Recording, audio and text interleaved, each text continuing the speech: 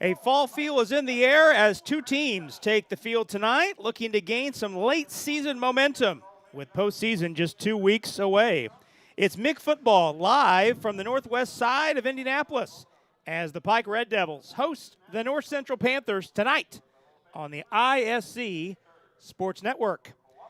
Tonight's game is brought to us by the Fountain Room, voted one of America's 50 most beautiful restaurants. By the Gridiron Foundation, growth, development, purpose. Find out more at gridiron.org. By the Indy Card Exchange, make money off your collection. Find out how at indycardexchange.com.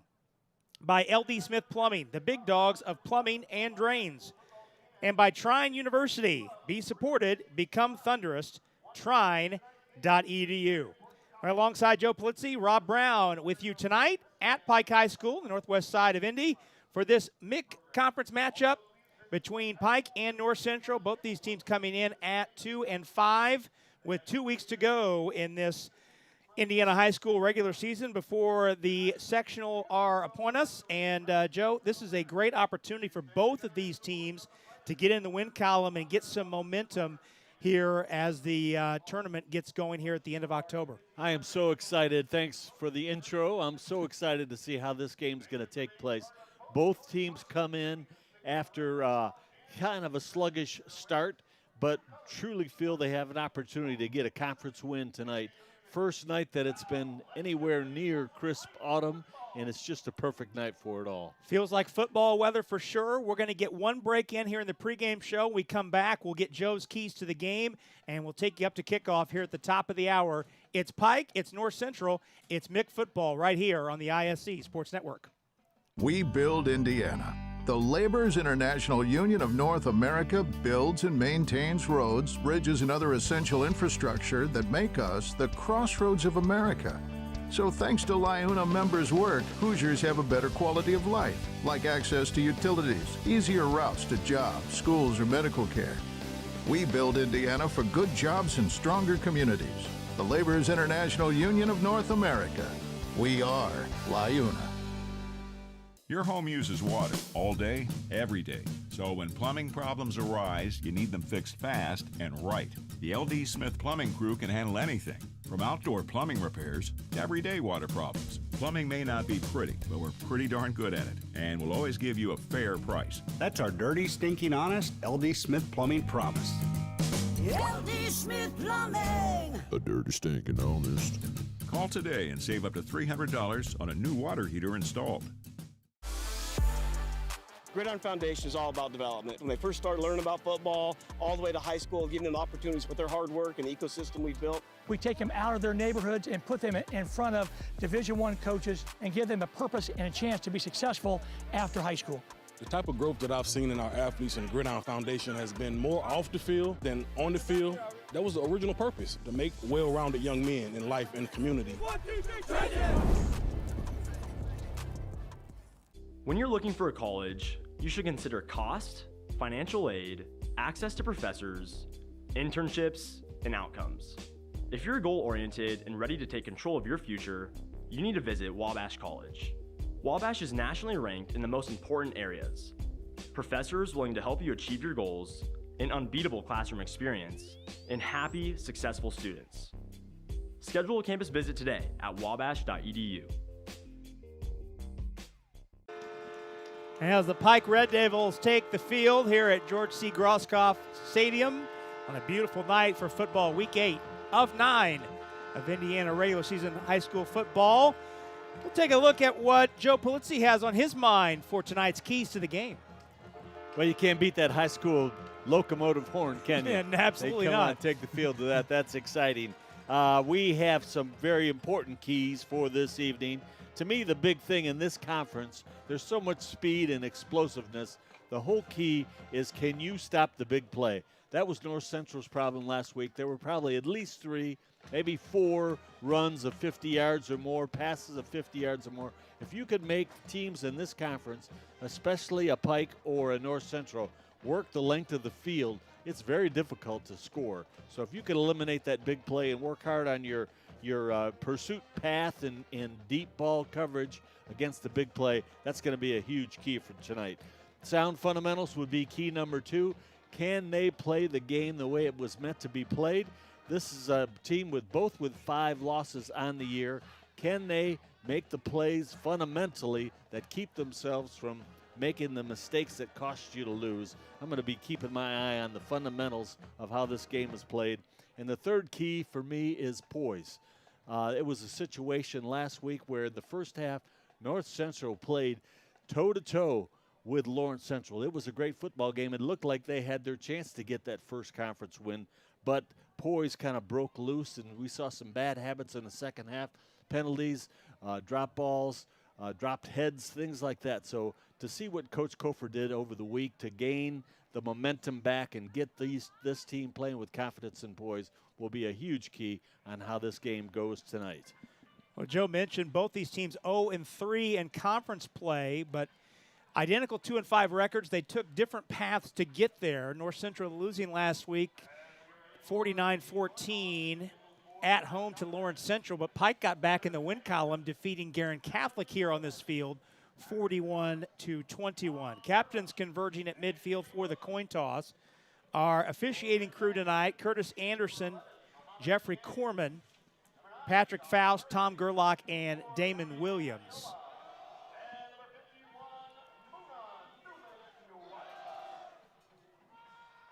Pike clad in the red tops, home red tops, white pants with the red trim, red helmets, white stripe down the middle. North Central in the all-white uniforms.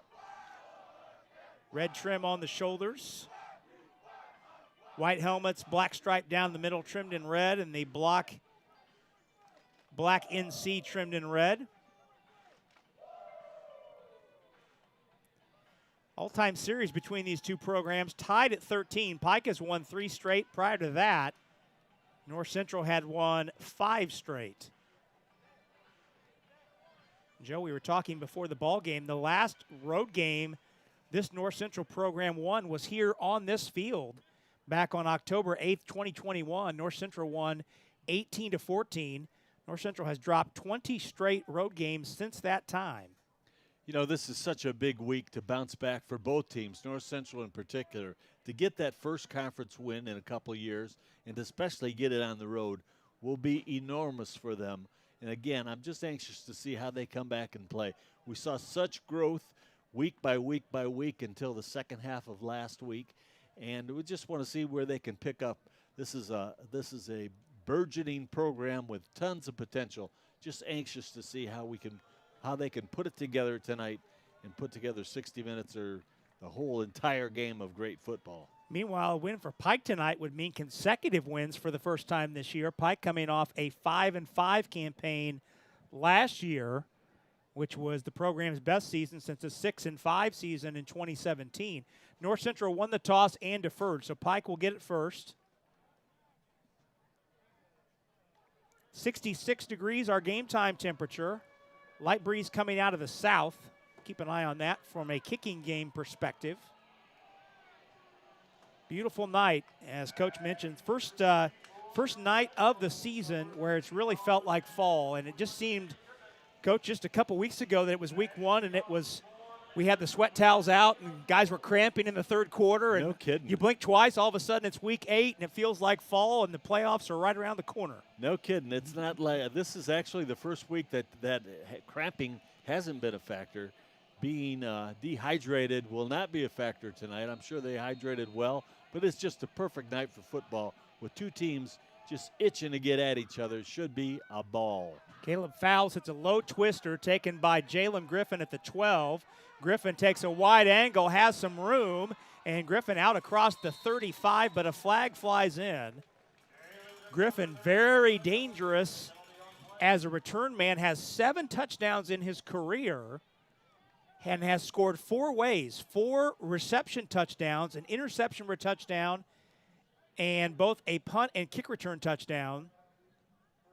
But that kick return will be backed up on a hold on the return, taking the ball back to the 21. So a 10-yard walk-off on the return will put Pike at its own 21 to begin possession number 1. The Red Devils led out by the sophomore quarterback, Mike Lewis, 5'10", 178-pounder.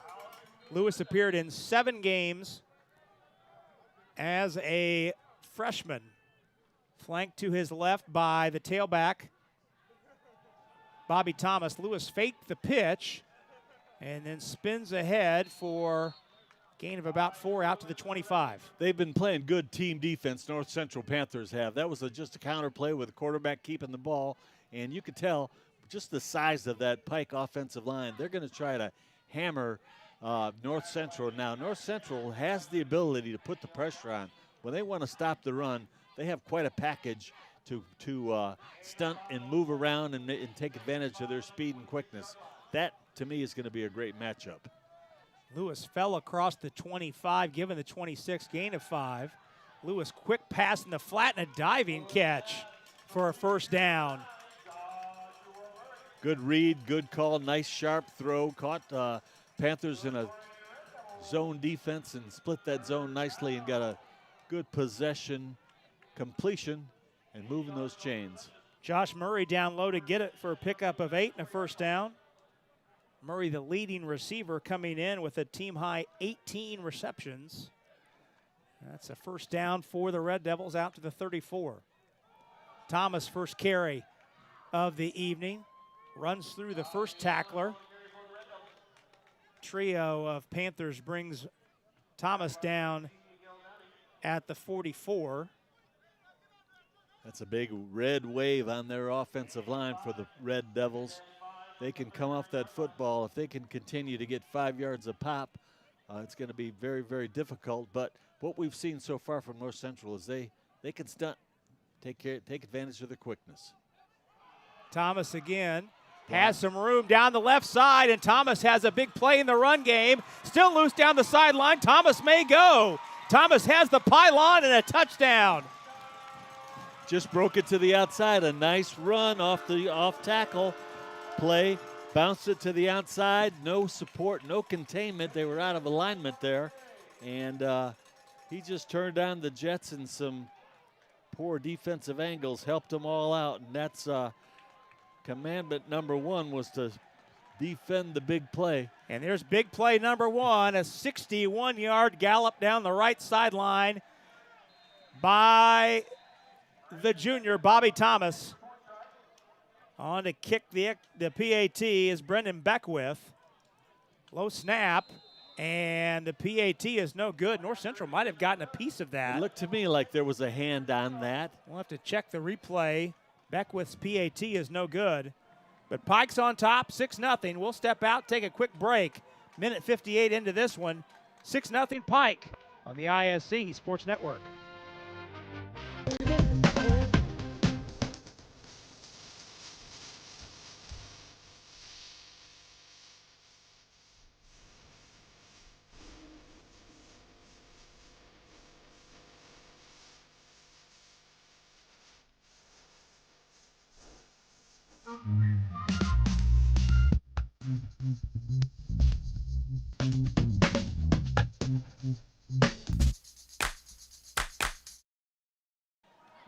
Well, Bobby Thomas's 8th touchdown of the season. Thomas came into tonight having scored 7 in his last 4 games, and it takes Pike just 4 plays to go 79 yards and get on the scoreboard. There's no doubt he knows what to do with that ball under his arm. The defensive pursuit course didn't help the North Central defense. Once it gets outside there, a guy like Bobby's going to go the distance. Big drive here to respond and get themselves back in this football game. Jeremiah Gillespie and Jared Harrison deep for the Panthers. And it's Gillespie who takes it at the 13. Gillespie has an avenue and able to surge out across the 30. Good return by the sophomore Gillespie. And Gillespie takes it out to the 32, where the Panthers will begin their first possession of the night. North Central led out by the sophomore quarterback, Chase Grove. 60% completion rate, 1,265 yards passing, and 13 touchdowns through 7 games. Back to Grove's left is the senior Zion Murphy. Murphy takes the first down carry and able to scoot his way ahead for a couple. Well, there's no shortage of big play people on this North Central offensive team and their kicking game. They have numerous guys that can put it under their arm and go the distance. And Chase has done a fine job for a 10th grade quarterback. He has shown signs of flashes of brilliance. No doubt about that. Gain of 2 for Murphy. Middle linebacker Willie Chapman made the stop.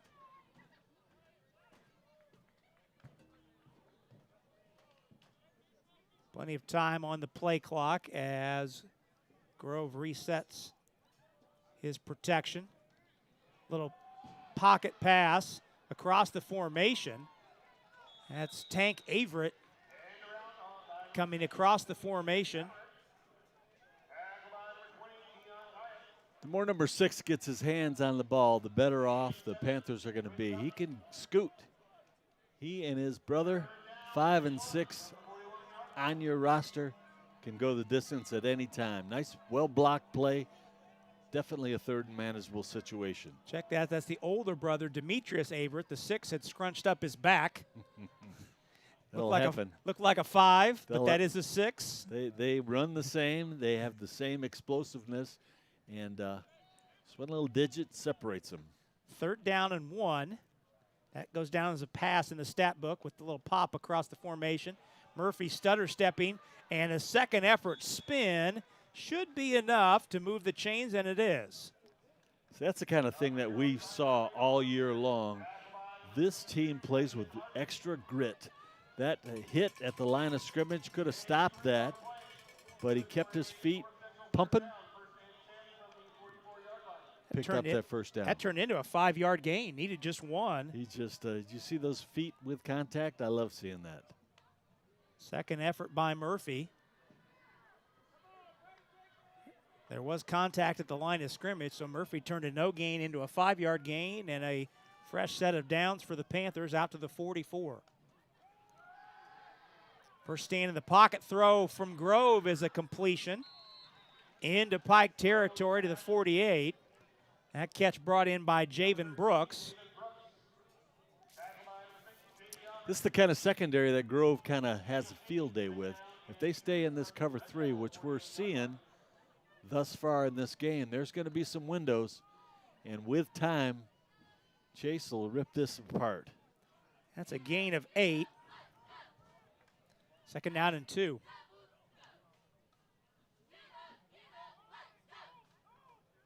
Pike crowded the line pre-snap, then backed away.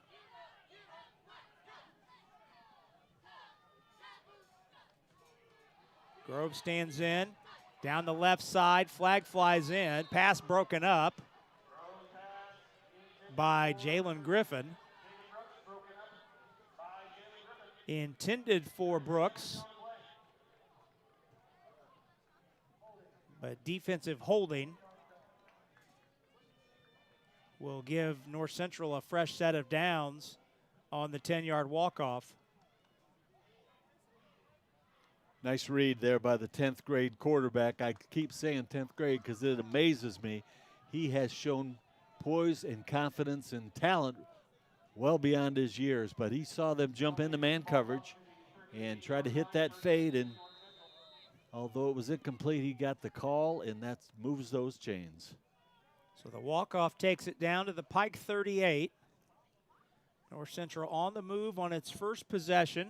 Pike drove on its first possession and cashed in on a 61-yard touchdown run from Bobby Thomas. Murphy run down from behind and tackled behind the line of scrimmage. Dammy Abiola got Murphy from behind. The All-State candidate. Abiola with the tackle for loss, his 11th of the season. You see why Joe Abiola is committed to Grand Valley State. They got themselves a good one right there. They sure do. That's an impressive defensive front. They can play the run, and as we just saw in that play, they can bring some pressure. Abiola, an all-county player last year as a junior. Loss of 2 on the play, 2nd and 12. Grove deep drop, setting up the screen to Murphy. Murphy has blockers out front and room to run down the sideline. Makes a move, still on his feet, before Murphy is escorted out of bounds. A big play, a flag flies in after the play. Murphy stepped out of bounds at the 11, so it's a gain of 29 before the walk-off.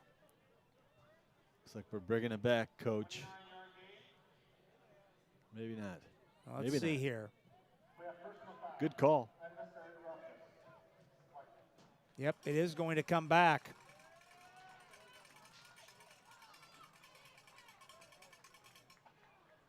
Nice idea. Put the formation in the boundary.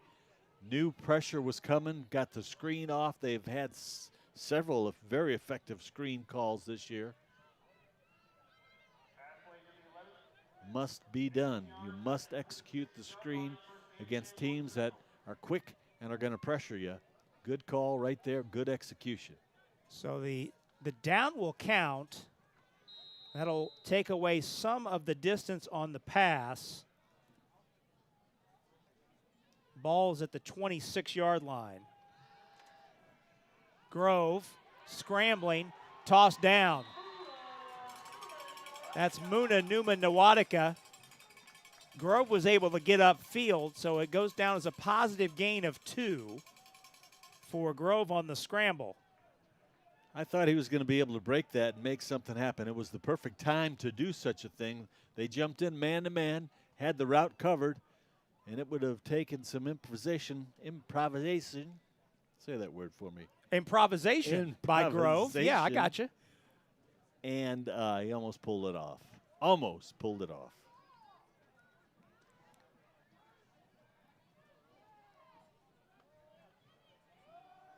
On the delayed give, here's Tank Averett's first carry. Averett a dual threat out of the backfield, both running and receiving. Tank has had a great year for a first-year guy. That's a gain of 3, setting up 3rd and 5. He's one of those explosive ball carriers that can bust it at any time against some very, very speedy Mick defenders. So 3rd and 5 here.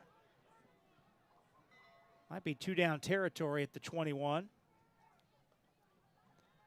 Grove in the flat. Everett's got it and has the first down. Tank Everett with the first down to the 9. So a pickup of 12. Everett out of the backfield. Mentioned he's a dangerous pass catcher out of the backfield, has 13 catches. That's a pickup of 12, setting up 1st and goal. He is very dangerous with the ball under his arm, explosive. They caught him right in the right call.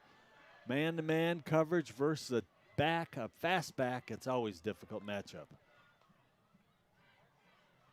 First time either team has been in the red zone tonight.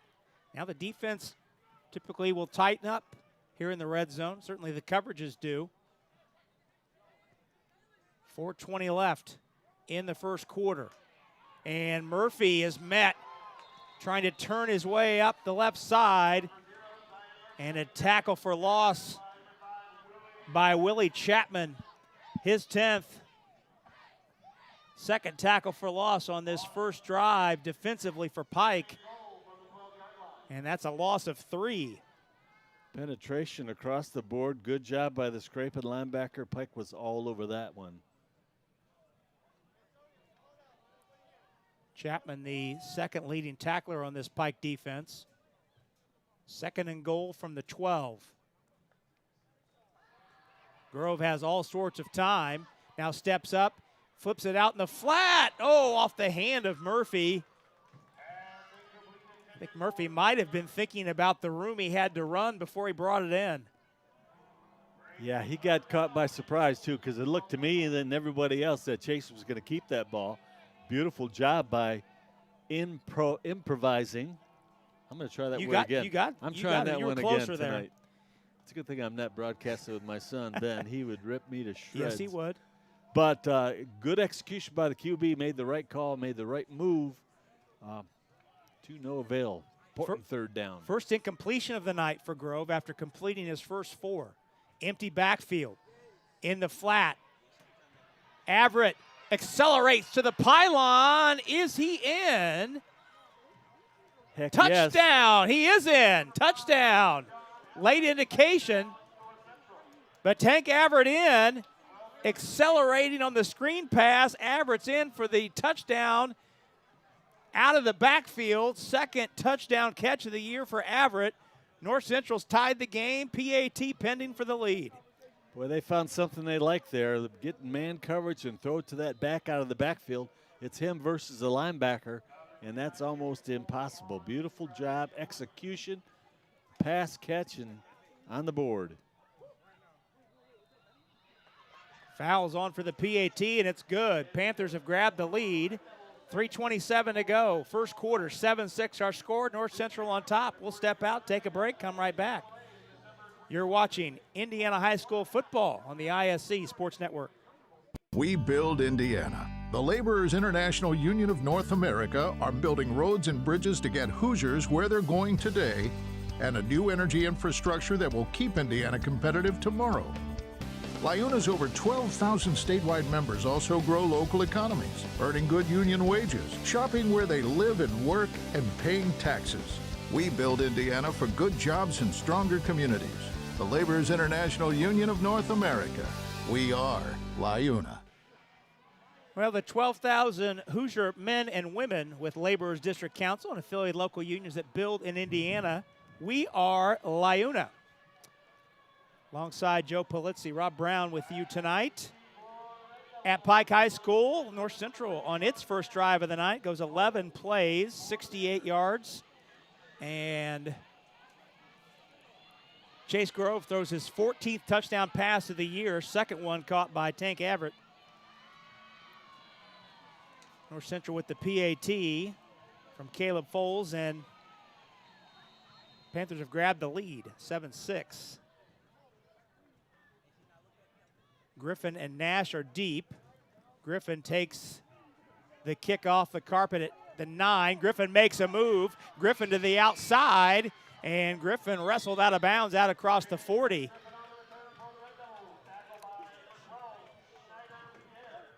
$3:19 to go first quarter. Tonight's game brought to us by Shear Brothers Realty.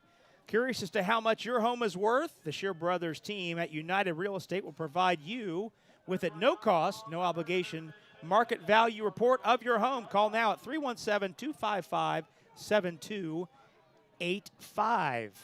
Good return by Jalen Griffin, brings it out to the 40. Pike begins its second possession of the night there. Lewis stands in all sorts of time, going down the sideline, has a man, it's caught inside the 15. Another big play, this time in the passing game for Pike, as Lewis hits Latrell Morton inside the 15-yard line down to the 11. That's a gain of 49. Looked like a senior to me, going up for a big catch. Out-muscled him and pulled it down. Another big play versus the Panther defense. First and goal at the first and 10 at the 11. First carry of the night for Christian Miles, who shares running back duties with Bobby Thomas, and Miles twists his way down to the 9. Well, big plays have been the story for the Pike offense. Pike has run 6 plays, and 2 of those plays have been for 61 yards and 49 yards. My goodness. Yeah. You see it every week in this league. It's such explosiveness. You got to play sound defense, and we're not seeing it. Miles again, patiently looking for a hole, able to break a tackle at the line and lunge forward. Down inside the 5. Let's see where they spot it down to the 3. Pike can get a first down and not get a touchdown. So that's a pickup of 5. It's 3rd and 2 at the 3.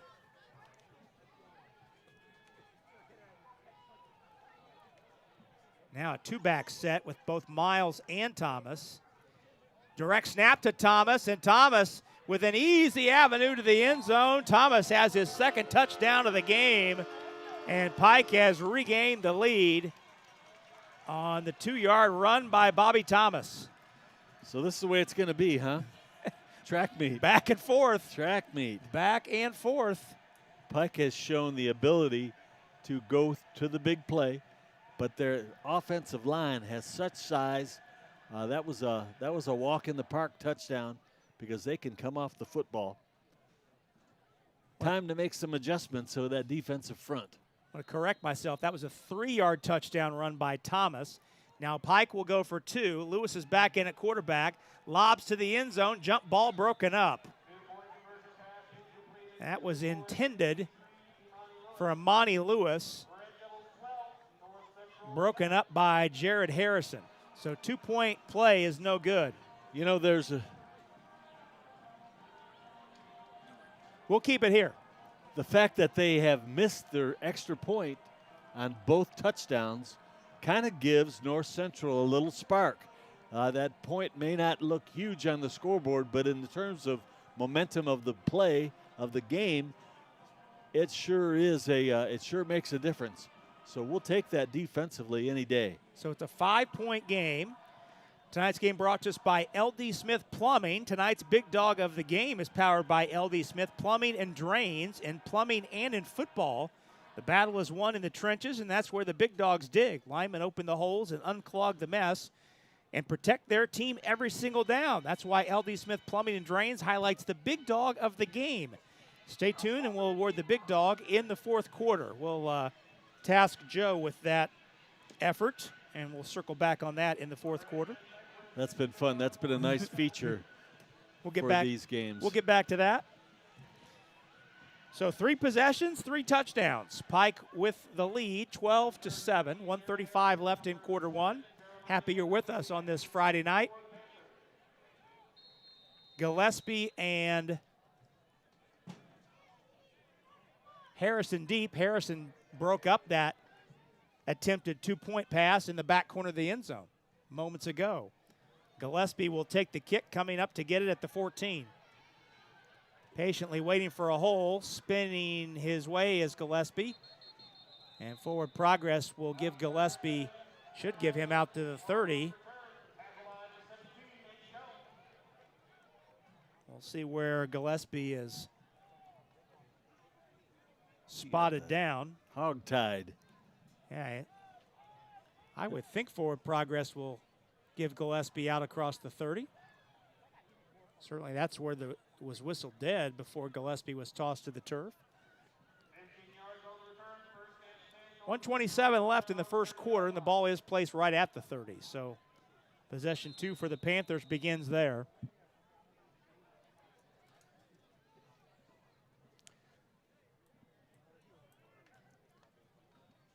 Grove will give to Murphy, who's tripped up again. The second tackle for loss in this first quarter for Willie Chapman.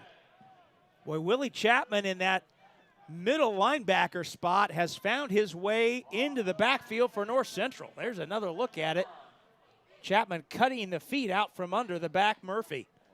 He is quick and slices through there and makes the play. So 2 tackles for loss for the junior Willie Chapman in this first quarter. Loss of 3 on that first down run, second down and 13.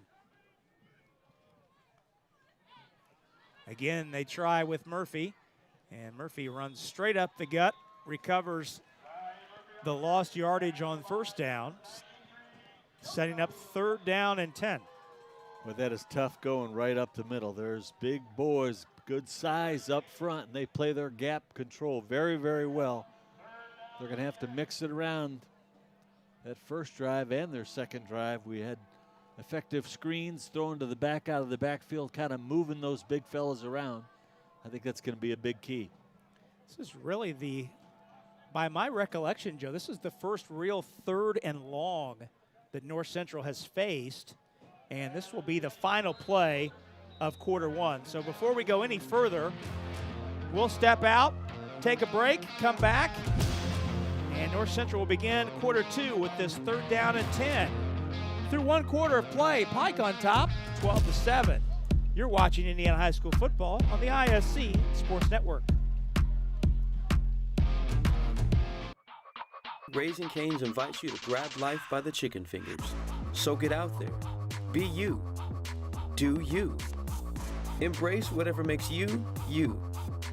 All while enjoying Raising Cane's hand-battered cooked-to-order chicken fingers, crispy crinkle-cut fries, buttery Texas toast, and that secret recipe cane sauce that makes everything that much better. So go on, savor the day. Raising Cane's chicken fingers, one love. A beautiful sunset sky here at Pike High School. We head to the second quarter. Tonight's game is brought to us by Raising Cane's, where you can hit the spot and where every chicken finger is hand battered and cooked to order. Every crinkle cut fry comes from grade A premium potatoes. Each thick cut Texas toast is lightly brushed with Cane's garlic butter blend and grilled to golden brown perfection. And most importantly, where the secret recipe cane sauce is made in restaurant every day. The Cane's box combo is sure to hit the spot and leave you craving more. Raising Cane's chicken fingers, one love. Back to action to start this second quarter, and coming out of the quarter break, North Central has it, third down and 10. Grove, flush from the pocket, drifts left, throws downfield, and then the pass is blocked away. Guess and who? Again, it's Willie Chapman really impacting that series of downs with a tackle for loss and a blocked pass. And that'll send the punt unit on for the first time tonight. Willie's having himself a game, and that third and forever is difficult for anybody. It's usually a situation where you draw a screen, try to make something happen, and punt it away. It's been tough all year. Caleb Foles on to punt it away. Two safeties deep. Jalen Griffith and Bryson Fields deep short kick. And it hops back into North Central territory. So that is a very short kick. That'll go into the books as a 17-yard punt. What a play, though, by the punter just to get his hands on that. That could have been disastrous. Way up there. Wow, what a play by Foles to one-hand that punt, and coming in to get a hand up there was, get a number on that 99 punt rusher. That was number 99, Eric Hinton, that was coming in as the punt rusher. So first drive for either team to start in plus territory as Pike takes over at the North Central 46, leading 12-7. Early going second quarter. Christian Miles runs into traffic but able to move the pile for a gain of 5. And we saw in that previous North Central possession, Joe, the importance of staying on schedule on first and second down, which North Central was able to do on its first possession when it drove 11 plays and scored a touchdown. It got behind schedule, got to 3rd and 10, and had to punt. Your playbook shrinks on that 3rd and 10. Pike getting a nice first down gain of 5 there from Miles. Yeah, absolutely. When you're facing a 3rd and 12 plus, percentages are not good. Lewis has all sorts of time, but can't connect with his intended receiver Murray on 2nd and 5. Now it's 3rd and 5 for Pike. First incompletion for Lewis rather, on his 3rd attempt of the game. Big play here. We have not had a punt from these Red Devils. This would be a good situation with a short field to stop him here, force him to punt and take over on offense. Like North Central, Pike employs one player to do both the kicking and the punting. There's the delayed give to Thomas. Thomas encircled but making moves and enough jitterbugging to get down to the 35, right at the line to gain, and that should be enough to move the chains. Thomas needed the 36 and got just inside it. That's enough for a first down, right to the 36. So Thomas needed 5 and got 5. Well described, too, because he was stopped a couple times, but jitterbugged his way. Well, there were about 5 white shirts between Thomas and the line to gain, and Thomas made just enough moves to get there. Lewis, and a Pike offensive lineman lost his helmet, but Lewis moved into open space down the sideline, and a little flick pass to Miles. Miles able to get some room. That's Mello Jones, the big senior center that lost his helmet, so Jones has to come off for a play. Let's see Jones here. Jones had the helmet ripped off. The screen pass to Miles goes for 7.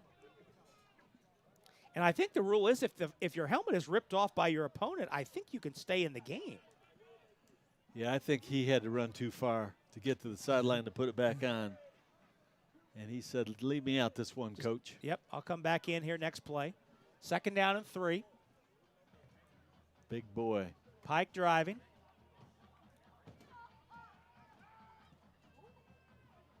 Lewis lets the play clock run down to 3. Fake the pitch to Thomas. Now Lewis running wide side, cuts inside, and a nice run by the quarterback Lewis before it takes 3 Panthers to bring him down inside the 15. He's a dangerous young man with a football in his hand. They ran that quarterback counter and blocked it well. Missed tackle. And I just am so impressed. That's coming back, but I'm so impressed with the explosiveness throughout this conference. Well, we saw North Central have a catch and run down inside that took the ball inside the red zone, wiped away, and now North Central Pike has the same thing happen on a hold.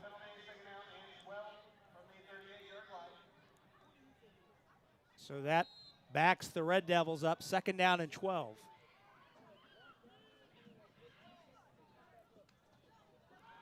Lewis wide open is his receiver left side. Caught and pushed out of bounds, Josh Murray. Kenneth still pushed Murray out, but not before Murray has the 30-yard line and a gain of 8. Second catch of the night for Murray. 3rd down and 4. That's that whole concept behind the zone defense. You stay deep, you take away the deep ball, and you break up on the short. That's good defense. You got him here in the 3rd, and it's a tough 5 to get. You talked earlier, Joe, about line play. Lewis has had all sorts of time to find receivers here in this first quarter and change. Direct snap to Thomas. Thomas gives to Miles. Miles slips out of the first tackle, and that move created enough space on the second effort to move the chains again. Much like Thomas did earlier, Lewis does the job to get the first down on 3rd. No kidding. We are seeing nice jobs by backs getting away from tackles with the combination of poor tackling. That to me looked like it was going to be stopped well short of the first down. But again, just some good maneuvering, some poor tackling, and that's a bad combination for the guys in the white shirts. That's a gain of 7 by Miles. New set of downs for Pike. Ball at the 23. Lewis looking right, long throw, and the ball's tipped up in the air, and is it intercepted? No, out of bounds. But on that deflection, almost there to scoop it up for the fortuitous interception there. Johnny on the spot was Antonio Woodson, almost with the dynamic. Just missed on a big play. Big play. That's Make why that, you hustle to that Kenneth football. Still on the deflection. Number 15 almost got the interception. Instead, it's a sigh of relief incompletion for Pike. 2nd and 10. Lewis thought about the pitch, now sprints to the wide side. Lewis cuts upfield and takes a whack near the 15. But Joe, between Thomas and Miles and Lewis, Pike has 3 different runners that are elusive and can get inside and can get outside. And I agree, and they not only that, but they're making the right calls, that all 3 of them are having equal opportunities to break plays. They are dangerous. There's no doubt about that. 3rd down and 4. We've seen some direct snaps to Thomas, but Lewis stays in the game, has Thomas to his left on this 3rd down and 4 in the red zone. And it looks like, well, no, Lewis will come. I thought they might let the play clock run down, call time.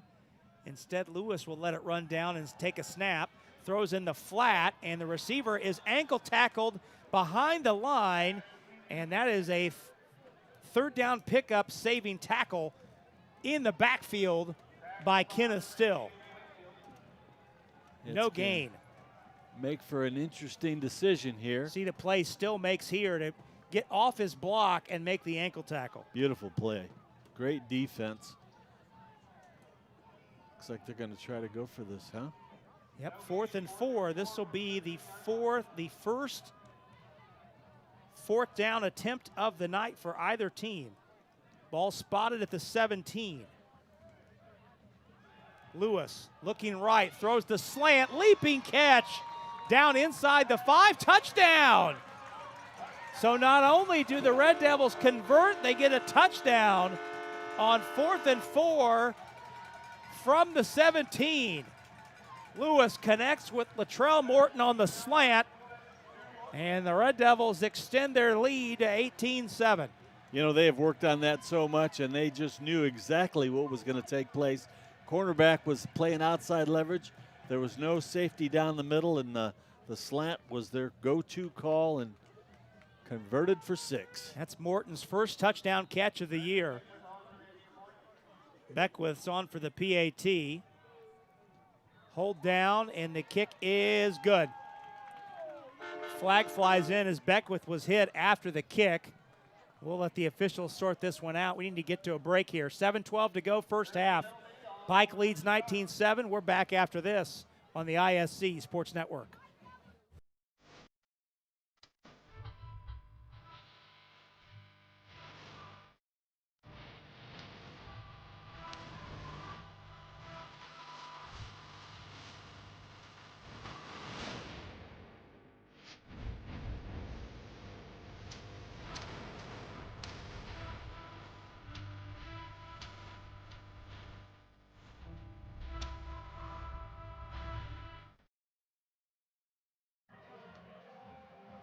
Now Pike converts on 4th down on a 17-yard touchdown pass from Mike Lewis to Latrell Morton. Tonight's game brought to us by Trine University, where you'll become thunderous with every goal achieved, concept realized, and project aced. Personally supported by world-class faculty. Find out why Trine graduates have over a 99% employment rate and make noise in any field they choose at trine.edu. What'd you see on that slant route, Joe, that Pike converted for the touchdown? I saw the quarterback as he was walking the line of scrimmage give a nod, little head nod to the wideout, and it was just, we're taking this one. And the defense was set up perfectly. That's the thing we're seeing with Pike now, and we've seen some great offense this year, but they can hurt you in so many ways. Gillespie takes it at the 12, and Pike, the nice job of kick coverage to not allow Gillespie to make it out to the 20.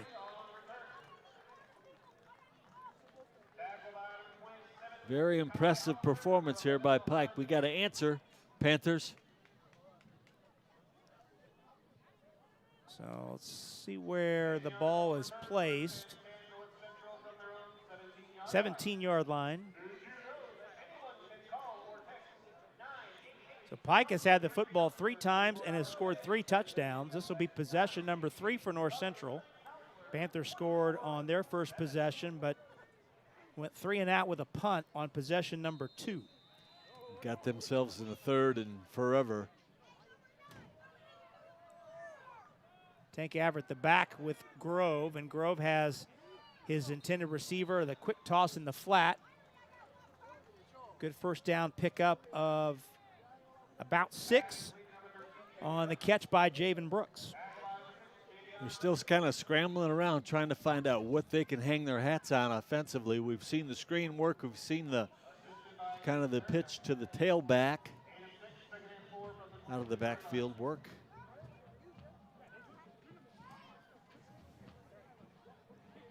Important series to answer here. Nearing the halfway mark of quarter number 2. Grove has all sorts of time, and like a flag flew in as the pass sailed behind the intended receiver.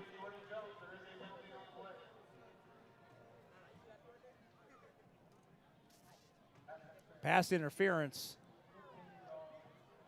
called on Pike. That's 15 yards. And I know we take another look here. You can see that pass go behind the intended receiver that was number 83, Jordan Jones. It's a 15-yard penalty. Not an automatic first down, but it's 15 yards. That's enough to get a first down in this case. Fresh set of downs for the Panthers.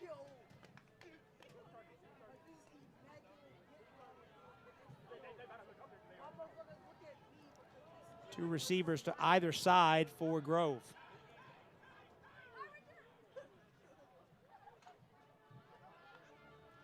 And a direct snap that almost went over the head of Averett, and Averett now spins away. Averett's got room to sail down the right sideline. Averett cuts inside. Averett still working his way down inside the 15. Oh my, you talk about making something out of nothing. Just like they drew it up, huh? Oh, that snap almost sailed over the head of Tank Averett. Next thing you know, he is corkscrewing his way down to the 14-yard line. And you're on the sideline going, oh no, oh go, go, go. That's a gain of 48. I told you that number 5, he can scoot.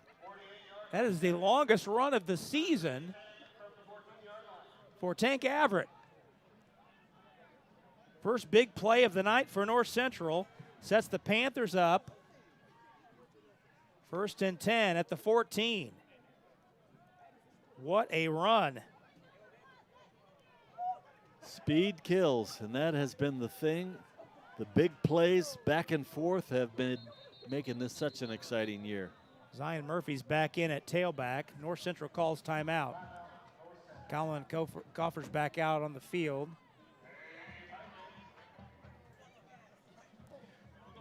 We'll go ahead and take a break. 5:14 to go first half.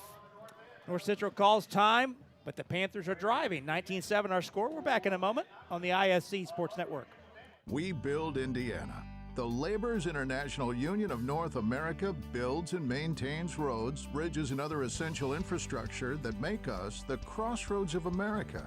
So thanks to LIUNA members' work, Hoosiers have a better quality of life, like access to utilities, easier routes to jobs, schools, or medical care. We build Indiana for good jobs and stronger communities. The Laborers International Union of North America. We are LIUNA. Well, start your morning at Ruth's Cafe, where the coffee's fresh, the breakfast is made with love, and everyone is greeted with a smile. For 17 years, they've been serving up breakfast, brunch, and lunch to their community. They're open daily from 7 a.m. to 2 p.m., so come in, get comfortable, and feel right at home. That's Ruth's Cafe. Love Ruth's Cafe. Eat there 3-4 times a month. Fantastic place. I'm with you. I love it. Up at Keystone at the Crossing. 1st and 10 at the 14. Pass to the corner. You better throw that flag. Flag flies in the end zone. Intended receiver, Javen Brooks. He gave him the bear hug. Jalen Griffin in coverage.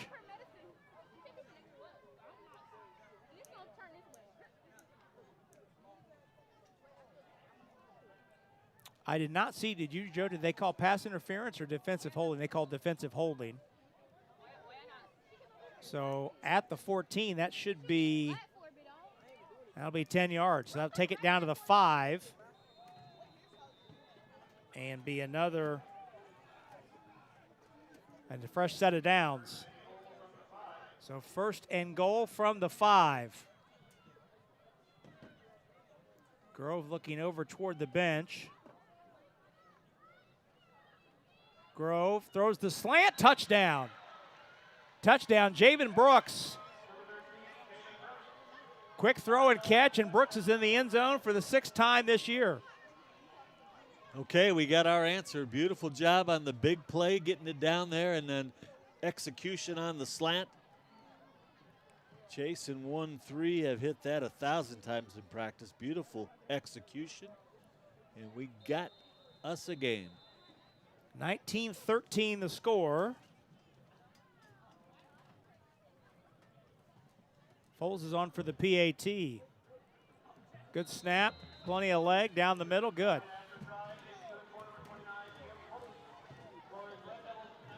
Caleb Foles' PAT is good.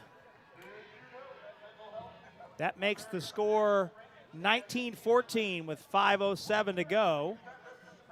So we've had 6 possessions in this game and 5 touchdowns. Kind of a tennis match, if you will, back and forth.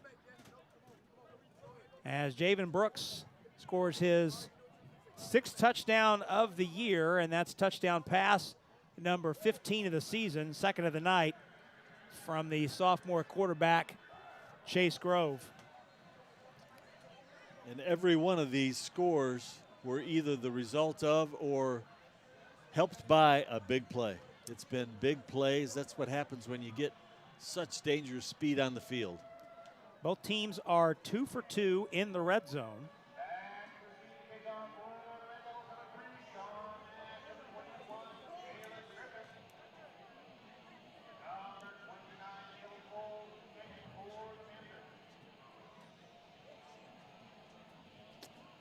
So Foles is back out to kick it off. The dangerous Jalen Griffin is deep.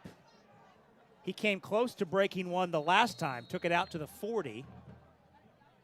Sean Nash is also deep. Let's see if North Central kicks it away from Griffin and is taken by the up back. That's Christian Miles, and Miles is loose. Takes it down inside the North Central 40. Well, North Central tried to play it safe and kick it away from Jalen Griffin, and the up back Christian Miles with a long return into Panther territory down to the 39. Miles hit that like he knew what he was doing. Well, the Indy Card Exchange will make you a competitive offer on vintage and modern sports cards, Pokemon cards as well. The Indy Card Exchange now offers in-person grading services at their 96th Street location just west of I-69. Plus, you can sign your kids up for the free Indy Card Exchange Kids Club. They are 13 or younger. Find out more when you log on to IndyCardExchange.com. Ball at the 40. Second straight Pike possession that has started in plus territory. Thomas. Stop and go move around right end before trio of white shirts turns Thomas away. But that shows, Joe, what the kicking game can do for you. The kicking game has set Pike up. Short punt by North Central on the previous Panther possession, and then a long kick return. Pike has started its last two possessions at the North Central 40. You keep giving a team like Pike a short field, really put your defense in a tough spot. Sure is. That's a recipe for disaster. But that first down play was the best team defense we've seen out of North Central all night long. Thomas held to just 2 yards, trying right in. Lewis drops, wants the long shot down the right side. Morton up to get it and just overthrown. Good coverage down the right side that time by Jared Harrison, who had a pass breakup on a 2-point conversion back in the first quarter. You know, you got to do that from time to time. Just launch it deep, because everybody was starting to creep up and play that inside run, and that was more of a purpose than anything, but they're facing a very, very difficult 3rd and 9. Much like North Central, Pike has not faced a lot of 3rd and longs either. We got a flag. I think that was a towel that was out of the field, so I see. Got that cleared off. 3rd and long. And the inside delayed give to Thomas, who breaks tackles. Now Thomas is outside. Thomas has one man to beat to the pylon, and Thomas has his second long touchdown of the night. This one from 38 yards, and Bobby Thomas is in the end zone again. It was not perfectly blocked. He just kept bouncing around till he found a seam and then attacked it. 3 touchdowns for Bobby Thomas in the first half. This one from 38 yards. And there's a North Central player down behind the play, as the North Central athletic training staff is out near the 40-yard line to give the injured player some attention. Let's go ahead, while that takes place, let's go ahead and take a break, and we'll come back here momentarily from Pike. 4:01 to go first half, 25-14 our score. We're back in a moment on the ISC Sports Network. At Trine University, we are thunderous. But how do we get that way? One rumble at a time. Every challenge faced, every insight earned, every setback surmounted puts you on the path to exceed all expectations, yours included. It's why Trine graduates have an over 99% employment rate and make noise in whatever field we choose. What kind of noise, you ask? Here's a hint. Hear more at trine.edu. Well, we're back at Pike High School. Rob Brown alongside Joe Polizzi. 25-14 our score, as Bobby Thomas finds the end zone for the 3rd time tonight. This one from 38 yards. Thomas with touchdowns of 61, 3, and 38 yards. We've got an injured North Central player down, and pleased to report that the injured player is now up on his feet, or at least beginning to get that way. It's Carter Aaron is the injured player, senior defensive back, able to get to his feet to a nice ovation and able to walk himself to the sideline. So that's good to see. Well, Bobby's been a tough one. Bobby has been a tough one for the North Central defense. He runs hard. He's got great vision. And more than anything, he's just tough to tackle. So Pike up 11 will go for 2 here. And Thomas is in at the Wildcat quarterback position. Direct snap to Thomas. And Thomas will pinball his way into the end zone for 2. And that's the second two-point conversion of the season for Thomas. So a two-point run for Thomas. And that makes the score 27-14 with 4:01 to go here in the first half. Now, tonight's game is brought to us by the Indy Thunder, Indiana's premier baseball organization, which gives blind and visually impaired athletes a chance to compete at the national and international levels. The Thunder are now 6-time World Series champs, including a perfect 26-0 season in 2025, and are now looking for sponsors, volunteers, and even players for their 25th season in 2026. Contact Darnell Booker at 317-370-7231. You can watch the Thunder anytime by logging on to the ISCSportsNetwork.com. 4 possessions, 4 touchdowns for Pike in this first half. And the Red Devils lead 27-14. 3 of those 4 touchdowns have come from the junior running back, Bobby Thomas. Coming up to take the kick at the 17. And getting the angle down the sideline. That's a best return of the night for North Central, out to the 45. That's Antonio Woodson. So a big possession for North Central upcoming as we've entered, Joe, what my friend Rick Venturi on the Colts Network likes to call the roundabout. The last 4 minutes of the first half, first 4 minutes of the second half. Especially critical for the Panthers because North Central won the toss and deferred.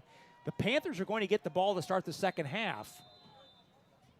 And they need to answer because right now we have seen them show no indication that they're going to be able to stop that Pike powerhouse offense. So North Central with the football. Tank Averett tries the left side. Nice first down run of about 3 or 4.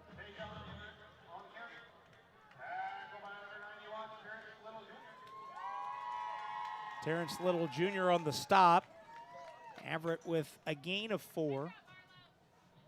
Out to the 47.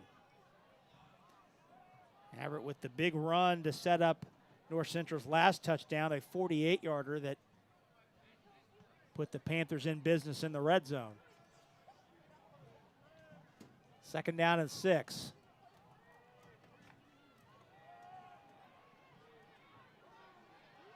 Grove down the sideline has a man coming back to get the football, and a flag flies in.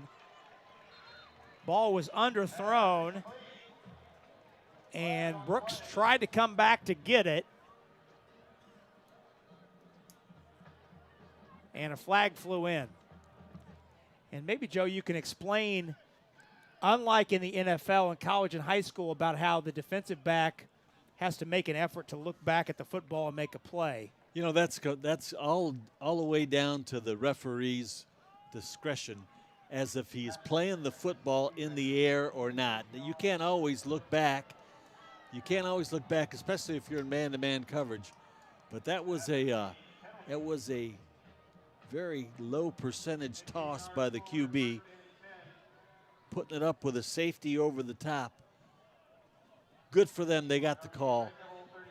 Not a high percentage choice by the quarterback, but right now we're just trying to move that football. Already the 6th penalty on Pike. For, by my count, 70 yards. Penalty takes it inside the 40. Give to Zion Murphy on first down. That's hard to fathom that Pike has been whistled for 6 penalties for 70 yards and has a 2-score lead. Sure is. They have had some very well. They've helped the Panthers enormously with some pass interference calls, defensive holding calls. Injured Pike player stops the clock. That's Joseph Williams Jr., who is the injured player down. Zion Murphy picked up 5 on the first down carry. The running game for Pike has been the story. Thus far, the Red Devils have rushed for 145 yards in the first half, compared to just 59 for North Central. And good to see Joseph Williams Jr. coming to the sideline. And those 59 rushing yards for North Central, Joe, 48 of those came on one play. And that one big play. Yeah, Pike, they could hurt you in many ways. They've been very impressive with their quarterback play. Plus, they run the football, and they're big and strong up front. But the Panthers are hanging in with a very critical drive.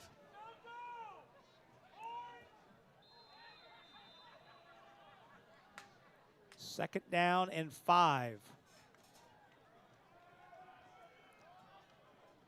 Good slant over the middle. Brooks running past the sticks to make that catch to move the chains. He's as good as any, especially as a sophomore.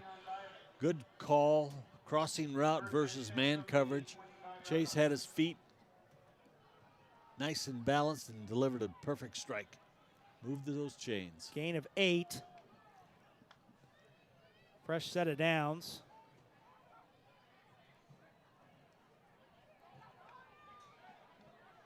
Grove is 8 for 10 for 70 yards thus far. Grove looking left. Throws, receiver gets out of bounds for a short pickup. It's Demetrius Averett on the catch. Short pickup. Inside 2 minutes to go. North Central has 2 timeouts remaining. Let's go. Averett picked up just 2 on the play.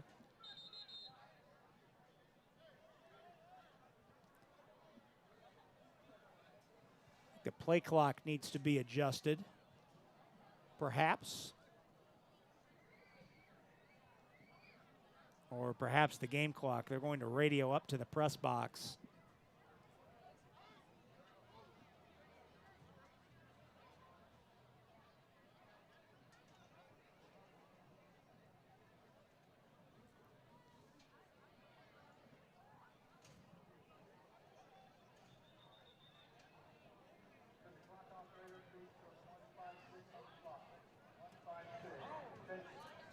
Yeah, they'll put 10 seconds back on the clock. They want the game clock to read 1:56.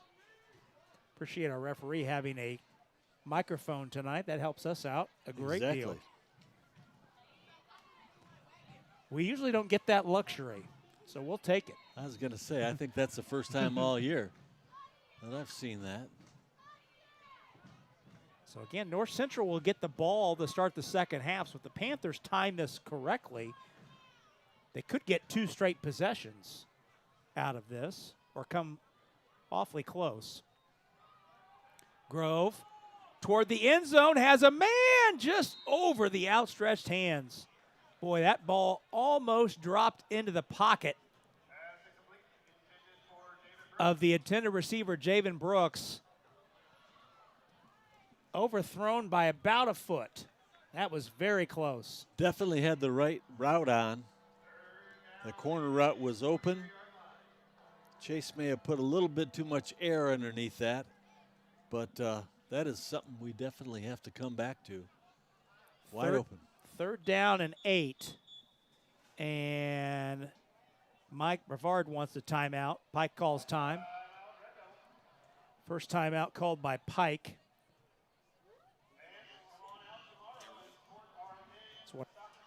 So we'll stay here with 1:50 to go in the first half.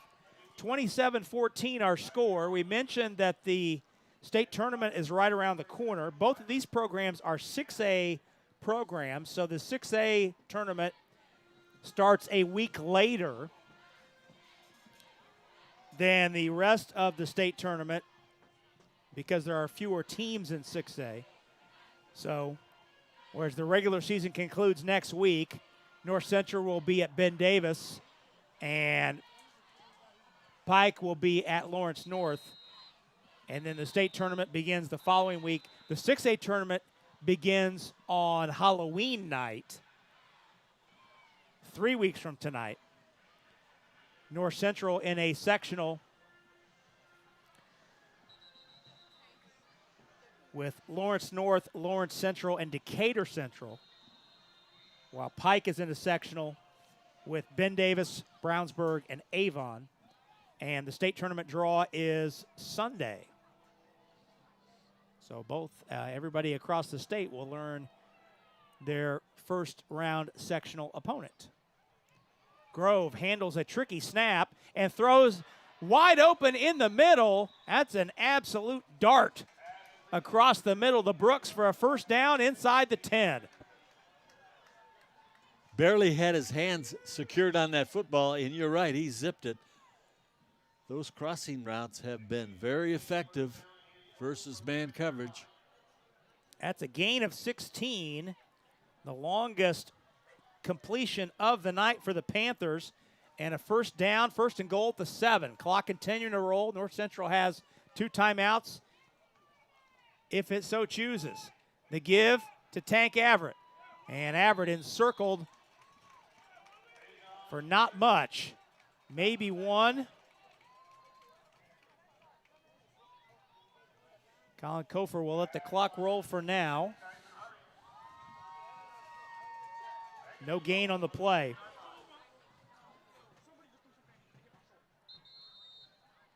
And now time called.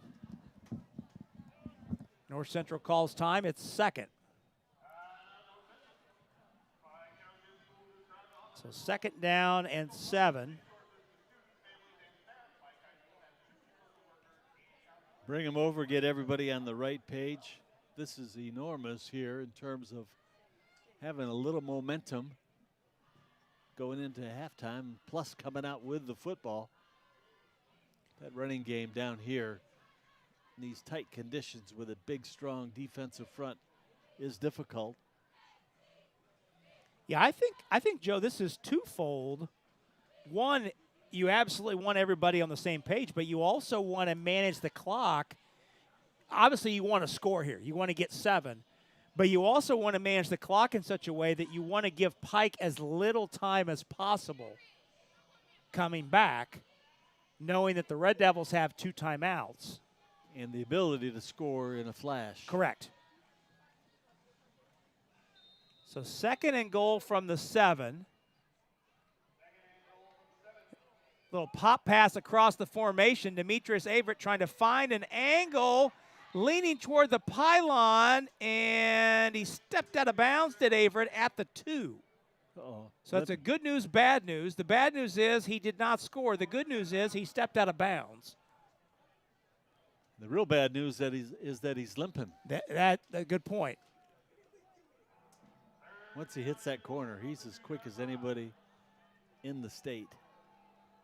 Period. So that goes in the books as a pass, a little pop pass across the formation. Pick up a 5. Call it a shovel. Shovel. A little shovel. Yep. I like that too. Gain up the middle, and what's this happening? What is? Willie Chapman has the football.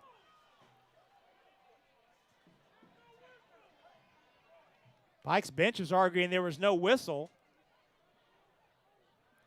Meanwhile, the clock is continuing to roll, and it's 4th down. What are we doing? Noah Ardillo Miller on the carry. There's no gain. It's 4th down. What is North Central going to do? A little pop pass, a little jump pass, Tebow pass, if you will. And the jump pass is caught for the touchdown. Bryson Stallings, the tight end. That's Stallings' first catch of the season.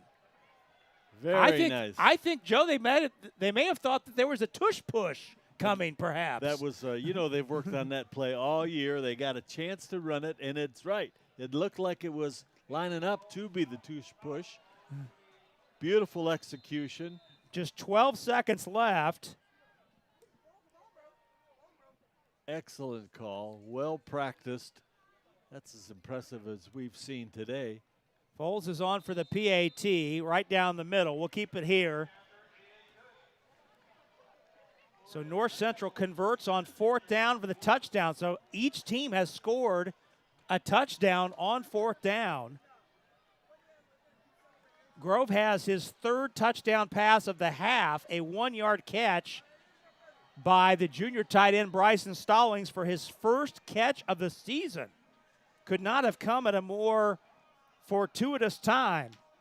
I was questioning it myself when they got there. It looked like they were lining up for the quarterback sneak on the 3, and I'm saying good luck on this, but little did I know they had a beauty up their sleeve. Excellent execution. Yeah, I think that goes in the books as a 2-yard pass because Gordillo Miller got 1 yard. So that goes in as a 2-yard pass from Grove to Stallings.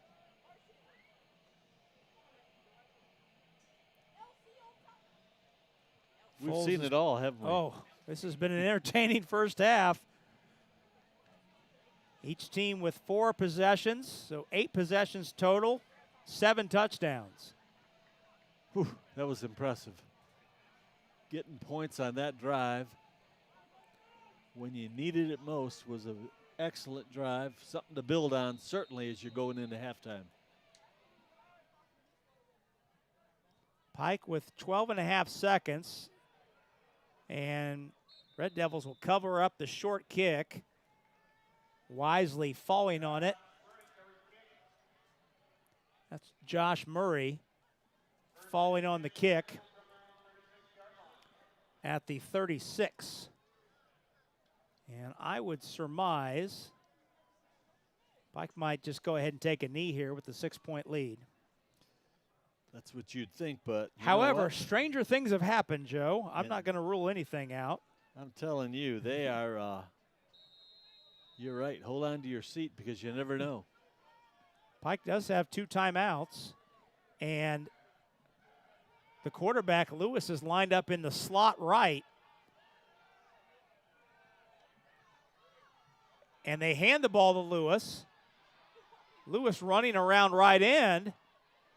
Took it on the pitch, and now Lewis is whacked out of bounds by 3 white shirts. There's 0.6 of a second to go. Well, Pike exposed their quarterback to take about 8 whacks there. Lewis picked up 10 yards, so a first down on the rush. Time for one more play. Lewis has to get his jersey over his shoulder pads. And we'll see if Pike takes a shot downfield. Lewis is sacked on the final play of the half. Styles Burnett gets a sack. Burnett's first of the season. And that's how the half will end.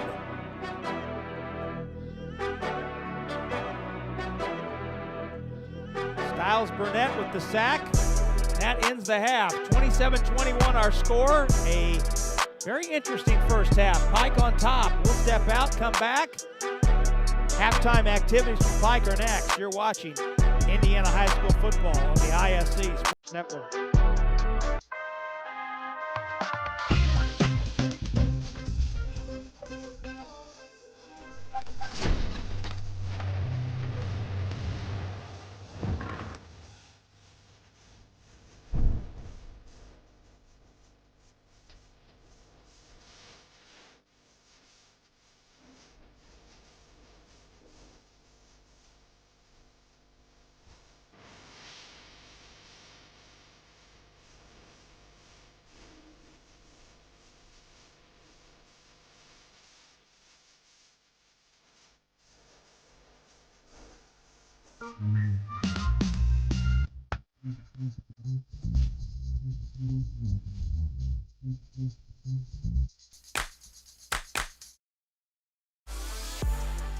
Gridiron Foundation is all about development. When they first start learning about football, all the way to high school, giving them opportunities with their hard work and the ecosystem we've built, we take them out of their neighborhoods and put them in front of Division I coaches and give them a purpose and a chance to be successful after high school. The type of growth that I've seen in our athletes and Gridiron Foundation has been more off the field than on the field. That was the original purpose, to make well-rounded young men in life and community.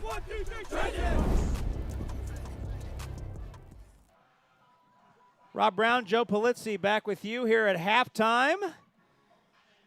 And tonight's halftime show brought to us by Taylor's Pub and Grill at Greenbrier and Nora, your neighborhood pub where the drinks are cold, the crowd's electric, and the welcome is always warm.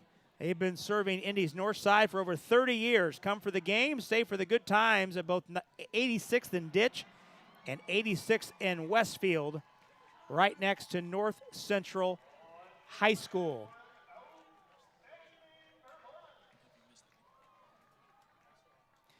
Tonight's first half is also brought to us by LIUNA, the proud members of Indiana Laborers District Council and affiliate local unions who build Indiana. We are LIUNA. By Raising Cane's, game days are better with Cane's. Raising Cane's Chicken Fingers, one love. By Shearer Brothers Realty, local real estate experts serving the neighborhoods around North Central and throughout Washington Township. By Taylor's Pub and Grill, come for the game, stay for the good times.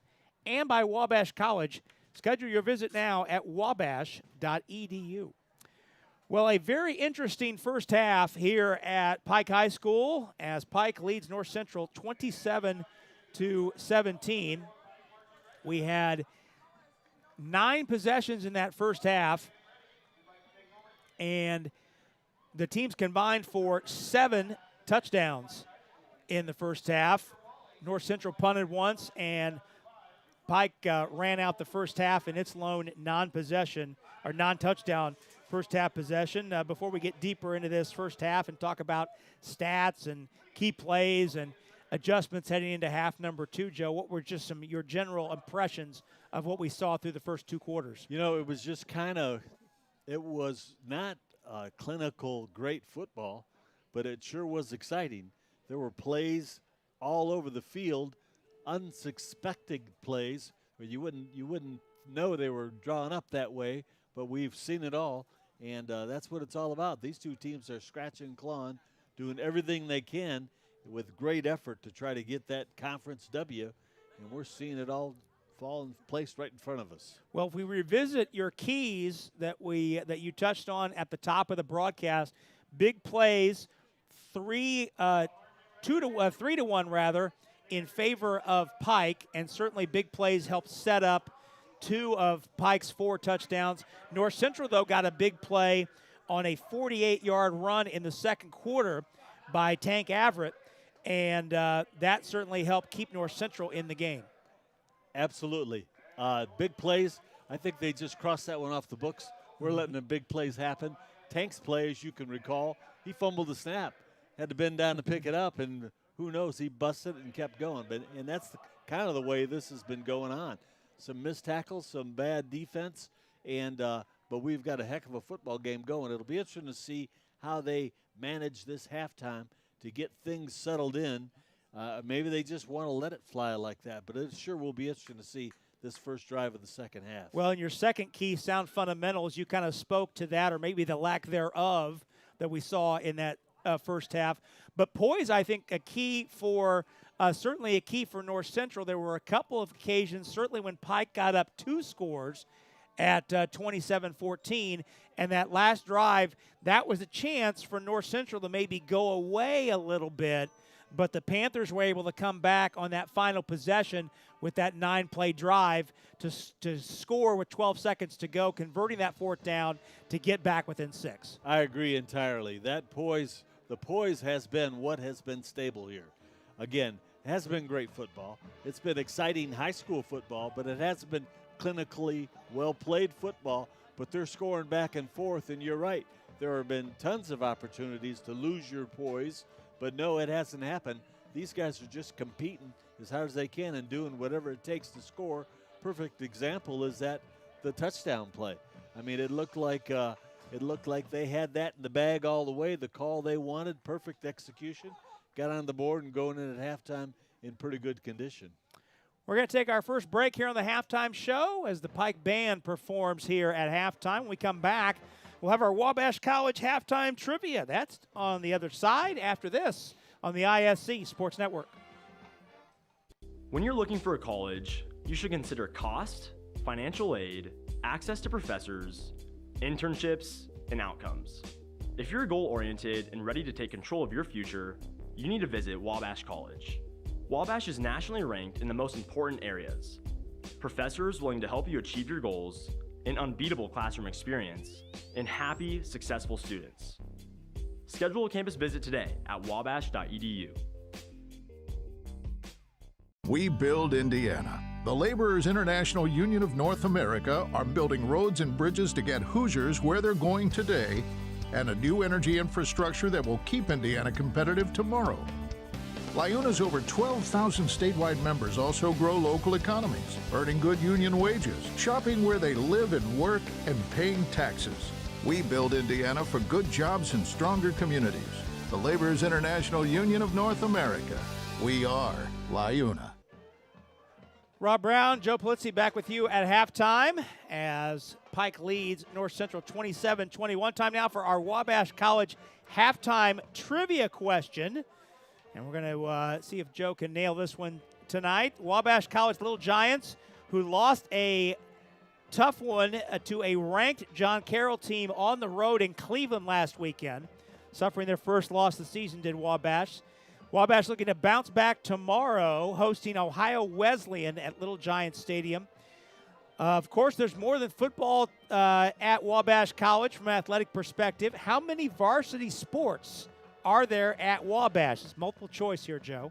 Okay. We have A9, B10, C11, or D12. Okay. I'm going to say C. C11. The answer is D12. Okay. 12 varsity sports at Wabash. You can follow all the Wabash sports at sports.wabash.edu. Schedule your campus visit today when you log on to wabash.edu.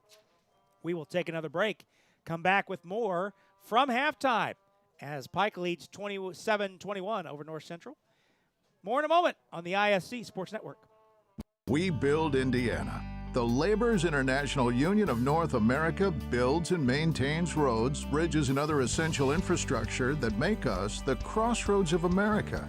So thanks to LIUNA members' work, Hoosiers have a better quality of life, like access to utilities, easier routes to jobs, schools, or medical care. We build Indiana for good jobs and stronger communities. The Laborers International Union of North America. We are LIUNA. Your home uses water all day, every day.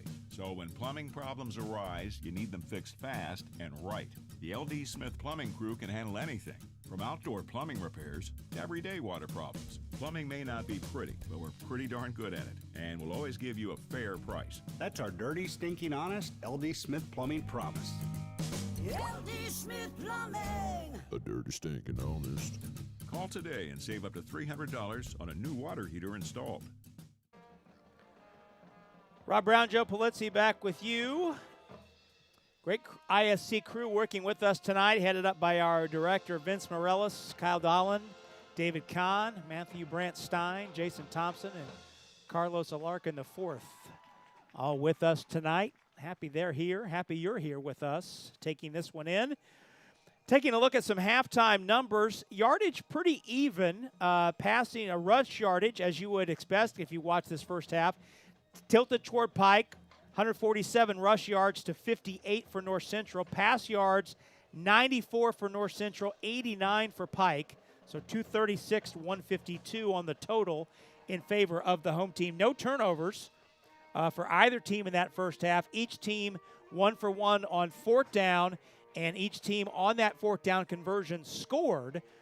Pike got a 17-yard touchdown pass from Mike Lewis to Latrell Morton on fourth down, and North Central scored on the 2-yard touchdown pass from Chase Grove to Bryson Stallings on what I affectionately call the Tebow pass, the jump pass that Tim Tebow made famous at Florida that allowed North Central to pull within 6.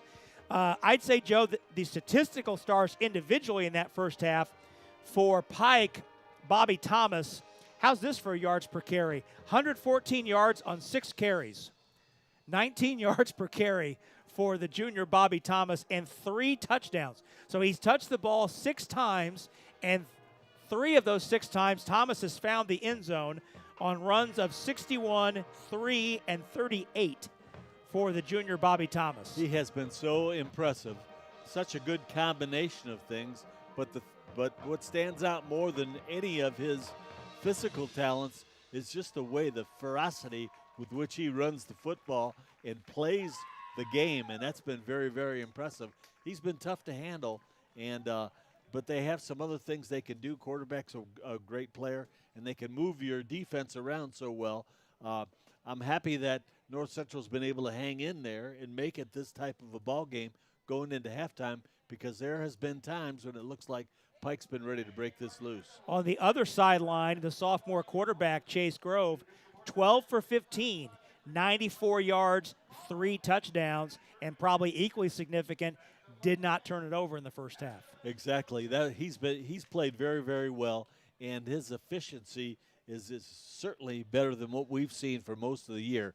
He's played with poise. He's had time to throw, and he's delivering some bullets today, and I love to see the progress that he's made through the course of the year. It's very, very difficult for a 10th grader to compete in this conference, and he's done very, very well. Well, we're going to take one more break here at halftime. We come back, we'll have highlights and take you up to the start of the third quarter. North Central will have the ball first, trailing by 6, 27-21 our score. We're back in a moment on the ISC Sports Network.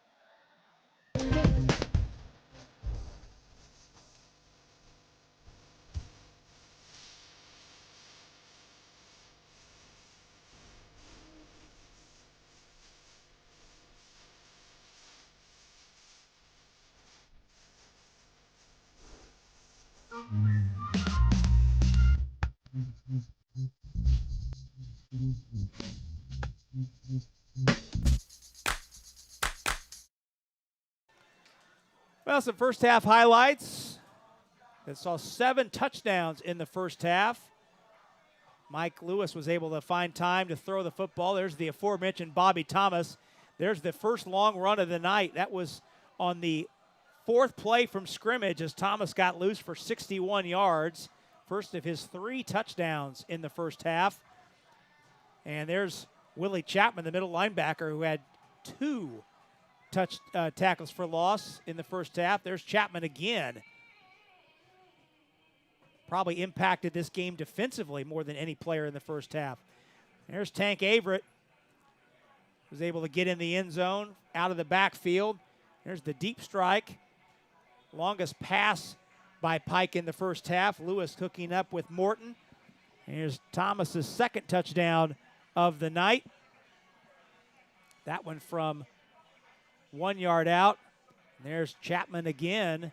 2nd tackle for loss in half number 1. And that was a great play by Still to set up 4th down. But Lewis was able to find Morton on the slant on 4th down from 17 yards out. And there's the inadvertent snap that Averett was able to tip to himself and then get loose down the sideline for 48 yards. Longest play from scrimmage in the first half for North Central. And then off of that setup, a touchdown catch by Brooks. And then there's touchdown number 3 from Thomas. That one from 38 yards. Thomas pretty excited, as you would expect. And there's the jump pass to Stallings that allowed North Central to get within 6. And you could tell Pike was not expecting, you could tell by the defensive reaction, Joe, Pike was not expecting that call in that situation. That was a beautifully timed play and call. It looked to me like it was quarterback sneak coming, or tush push, whatever you want to call it. But they had a beautiful compliment off that, which gave them all the momentum in the world going into halftime with receiving the football. We'll see what North Central has up its sleeve coming out to start this third quarter. Our second half tonight is brought to us by the Fountain Room. voted one of America's 50 most beautiful restaurants by the Gridiron Foundation. Growth, development, purpose. Find out more at gridiron.org. By the Indy Card Exchange. See if you can make money off of your collection.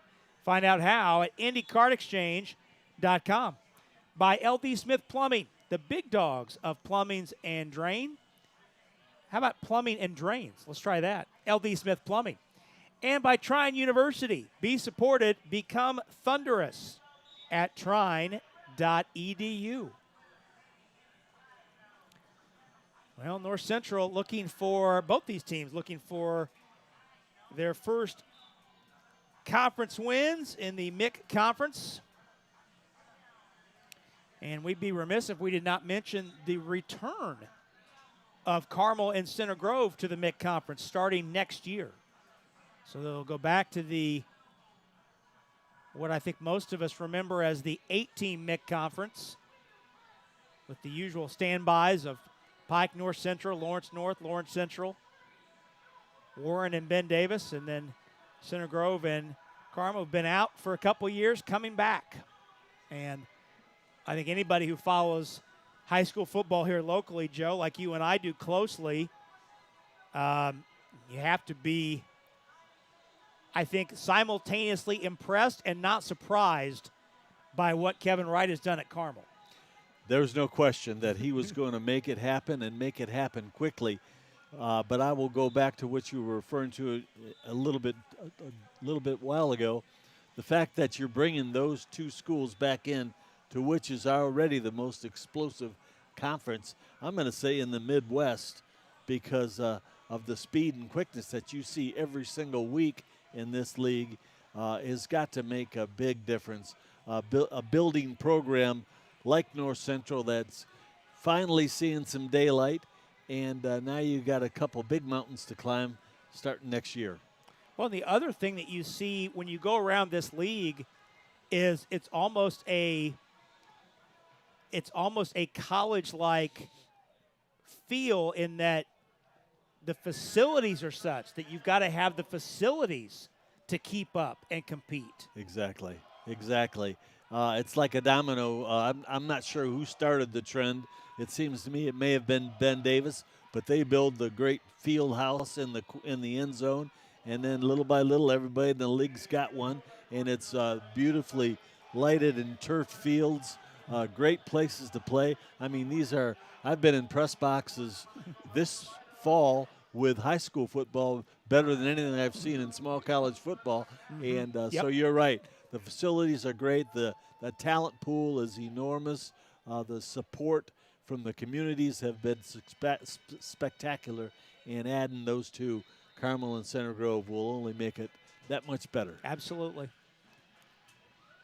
So North Central won the toss and deferred. So the Panthers will get the football to start the second half, trailing by 6. Pike will kick toward the south end zone here at George C. Grosskopf Stadium. In case you're wondering, Mr. Grosskopf was a teacher, coach, administrator here for 28 years throughout the 60s, 70s, into the 80s. Was the athletic director here for 20 years, responsible for much of the design and building of the athletic facilities here at Pike. I got a trivia question for you. Lay it on me. Marion University, maybe one of the major powerhouses in small college football. Where did they play their first collegiate football game? At this very stadium. Exactly. Sidewinding kick, and North Central will pick it up before it goes out of bounds. And the return man slips out near the 20. That's Harrison on the return. That ball looked like it was heading for the sideline, maybe going out of bounds. But Harrison opted to pick it up. And North Central will take it at the 20. I don't think I'm going to be able to stump you on trivia, am I? You're going to have to get up pretty early in the morning. I'm not saying that's a no chancer, but you got to. You're on it. You got to bring the fastball. You're on it. Well researched. So Chase Grove, 3 touchdown passes in the first half for the sophomore, brings his offense out. And Everett with the carry on first down. Will plunge his way forward for 1, maybe 2. But there is, you've mentioned a couple times, Joe, that interior line. Good to see Joseph Williams, who left the game second quarter due to an injury, and good to see Williams back in there to make that tackle. That interior front four, I should say, for Pike, so stout. There's not a lot happening between those tackles. No, that is it's tough running. I know you got to do it, and they've got backs that can pop it. And a pass deflected, knocked away. But in terms of getting movement up front, that's not happening. This is a very impressive Pike football team, in spite of the record that we have seen, and also the fact that North Central is within striking range is just a tribute to the competitiveness of what we're seeing in this area. 3rd down and 9.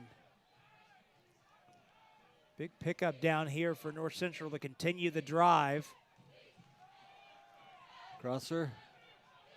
Grove flushed, throws on the run into heavy traffic on the near side, on the far sideline, and it's knocked away. A lot of red shirts in the vicinity of that pass. Jalen Griffin was there, got a hand on it. Intended for Demetrius Averett. Just the 4th incompletion for Grove, and that will send Foles out to punt. And the dangerous Jalen Griffin is back deep. Another situation where they got themselves in a 3rd and long. That's just a tough thing coming out in halftime with all the enthusiasm in the world, and you get yourself in a 3rd and long, and so tough. Foles gets a fortuitous roll.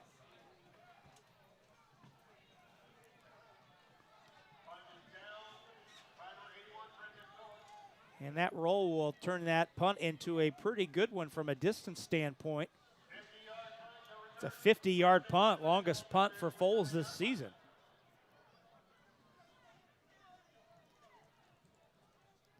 Ball down at the 29.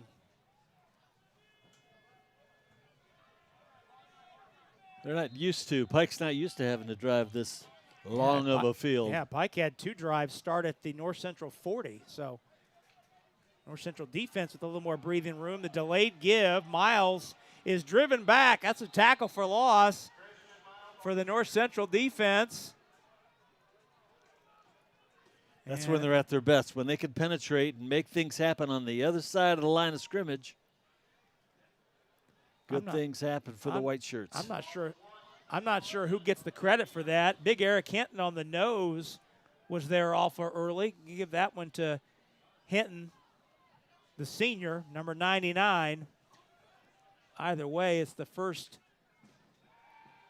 Actually, take that back. That ball knocked away, almost interception. Make that Anton Ennis, excuse me, I had to flip my chart over. Anton Ennis, his 5th TFL of the season. That would have been amazing for the Panther defense. He had his hands on a interception, potential pick 6. Good defense, running to the football. Almost picked off by Miguel Downey. 3rd down and 11.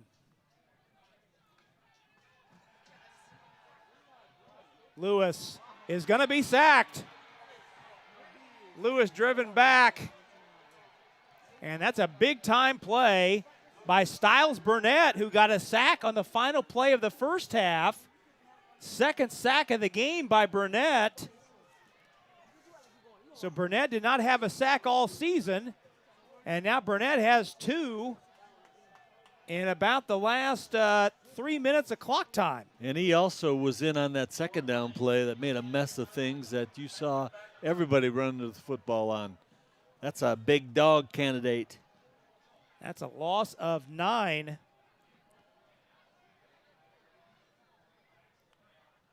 First Pike punt of the night. Field it. And that will be a huge roll for Pike. So both punters benefiting from a friendly roll.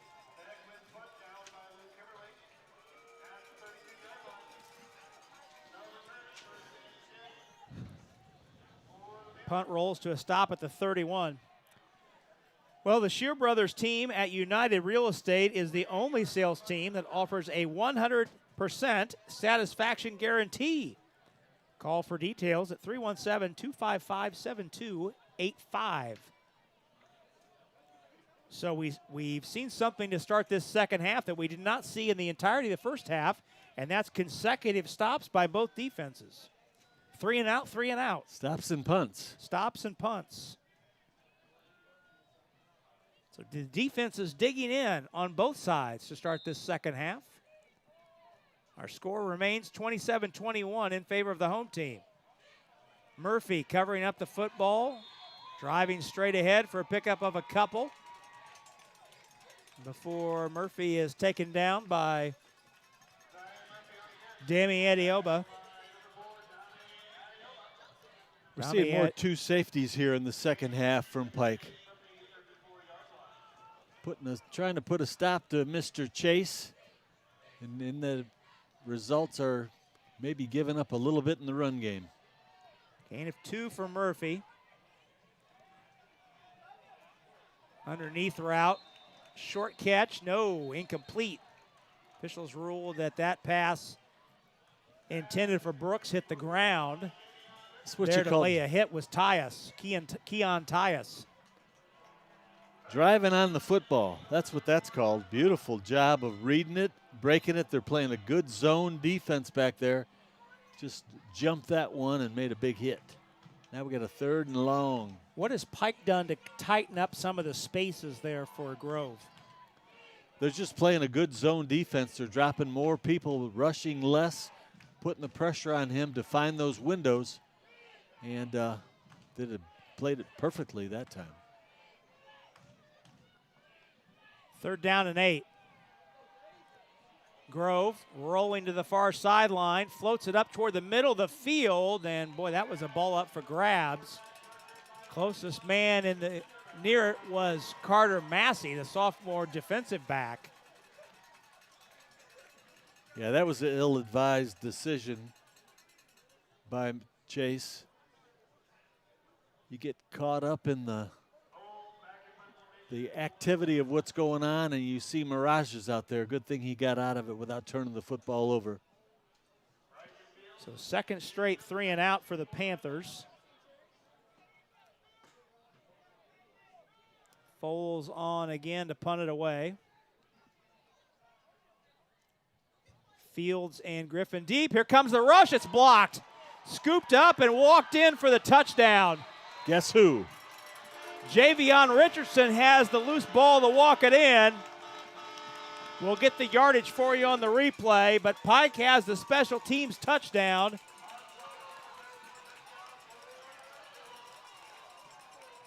Javion Richardson, let's take a look. Overloaded the right side and brought the house. That's a 13-yard run in by Richardson. We'll see if we can't pick up who got the block, but Richardson runs it in. Javion Richardson, the junior.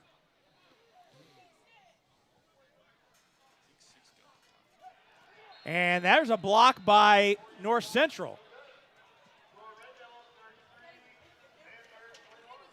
And that block coming from Keon Tyus, from number 20 of North Central. That coming from Jared Harrison. We'll go ahead and take a break and come right back. Pike leads 33-21 on the ISC Sports Network. We build Indiana. The Labor's International Union of North America builds and maintains roads, bridges, and other essential infrastructure that make us the crossroads of America. So thanks to LIUNA members' work, Hoosiers have a better quality of life, like access to utilities, easier routes to jobs, schools, or medical care. We build Indiana for good jobs and stronger communities. the Labor's International Union of North America. We are LIUNA. Well, Pike gets its second special teams touchdown of the season. Looking at the replay during that commercial break, Javion Richardson looked like Richardson got the block. We'll take one more look at it here. Richardson coming in. Yep, it looked like Richardson got it. It was Richardson coming in off the edge, and he was joined on that edge by Carter Massey, number 24, and it looked like Richardson both got the block and certainly Richardson scooped it up and ran it in. And they overloaded that top side and brought it at an unsuspecting punt team. And Woodson runs the return out to the 25. Well, Pike came very close to getting one in the first half when Foles went up high to get a snap back inside his own 15-yard line and was able to get the punt away. But that time, Pike was able to get to Foles and turn the block punt into a touchdown and get the lead back to 12. So now a big response drive coming up here for the Panthers. North Central was up to the challenge at the end of the second quarter, trailing by 13, able to score on the final possession of the half to make it back to a one-score game. Let's see what Chase Grove and the North Central offense has here.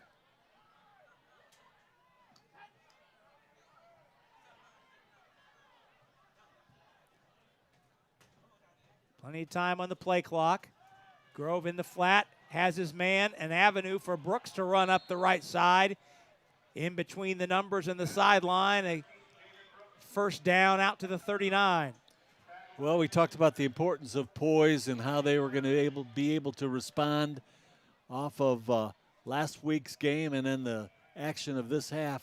This is a perfect drive to see the character of this offensive football team and stay poised, stay calm, execute, get back on the board. Brooks has tied his season high with 5 catches. There's a catch in the flat on a short gainer. And the receiver is shaken up. That's Brooks again.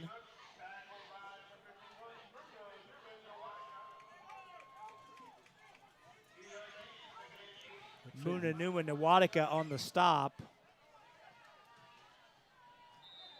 They found a little something they like, putting that formation into the boundary like that. Throwing the quick pass, I'm anxious to see what they have as a complement to that. Gain of 2.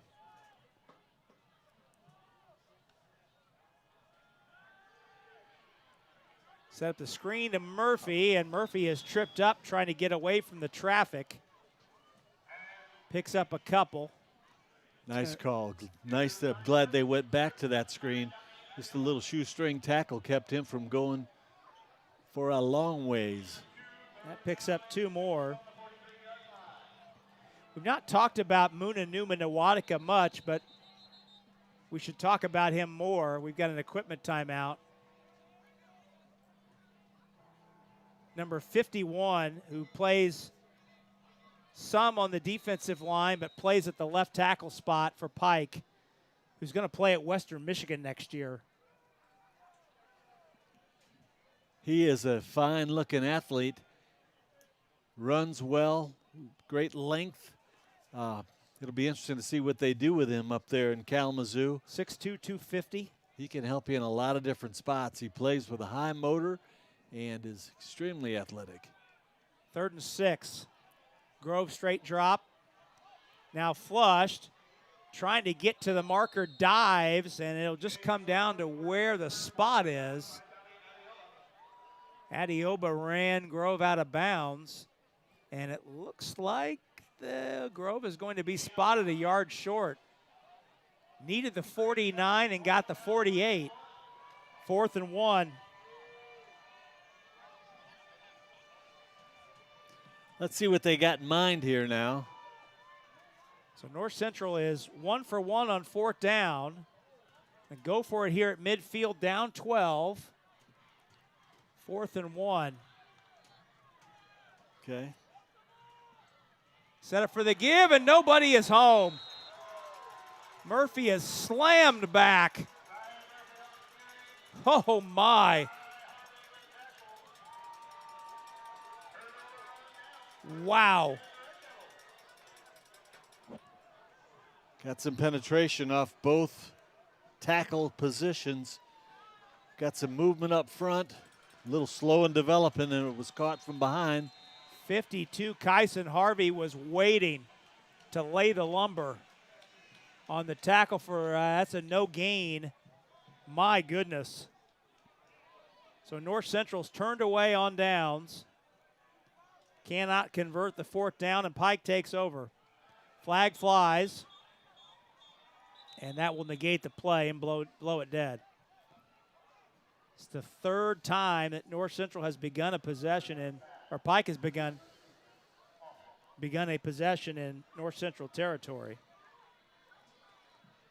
That was a big play, big stop. All the momentum in the world is now with the red shirts. We'll see how the Panthers can respond. It's been a whole series of challenges for this defense.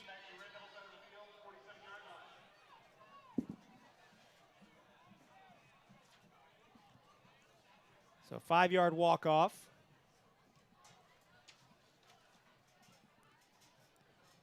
First and 15 after the false start. Miles trying to turn upfield on the wide side, does. And hammered out of bounds, but not before a nice first down pickup. Tyler Beverly on the stop. Yeah, 3 guys in the perimeter in position to corner this play, and he got outside of everybody.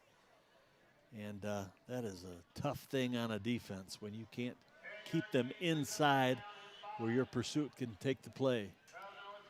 That's a 10-yard gain.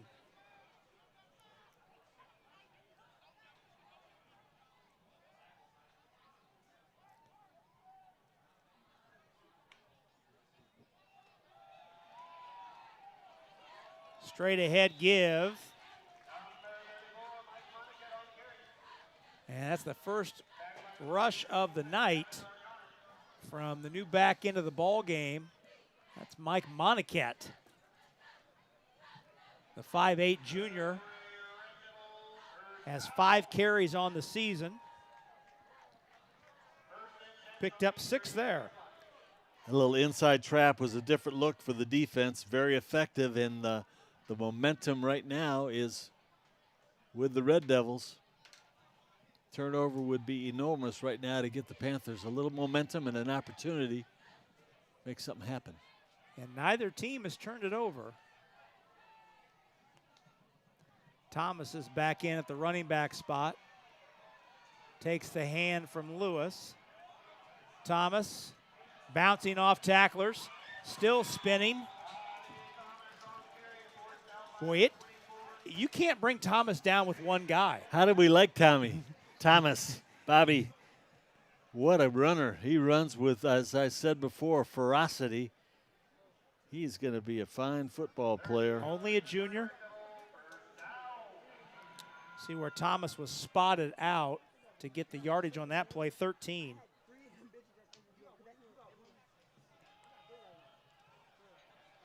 Straight ahead, not much there on that first down carry. Back to the line of scrimmage. And that's all for Miles.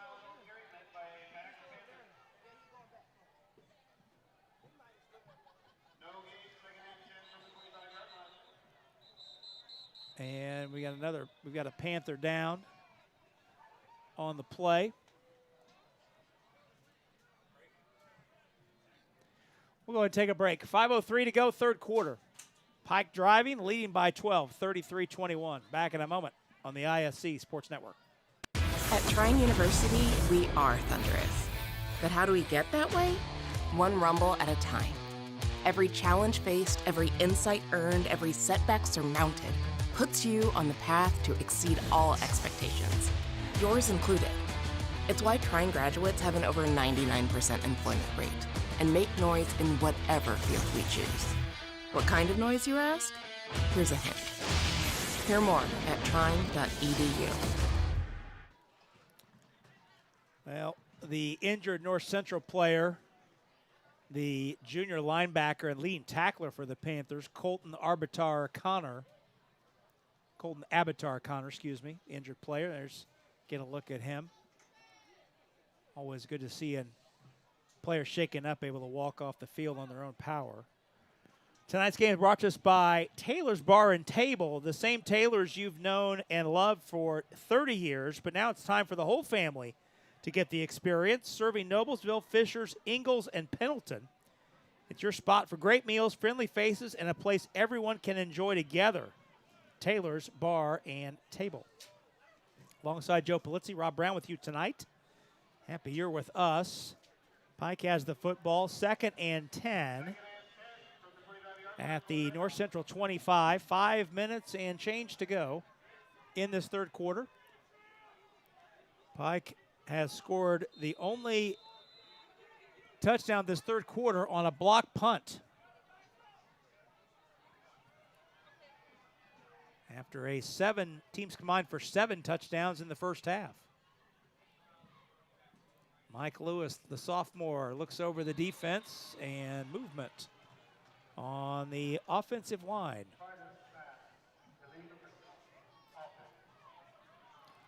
You know, you can't leave those guys down there in that stance too long. They want to move. It's the 8th penalty on Pike. North Central has been whistled for just 1 accepted penalty. 2nd down and 15.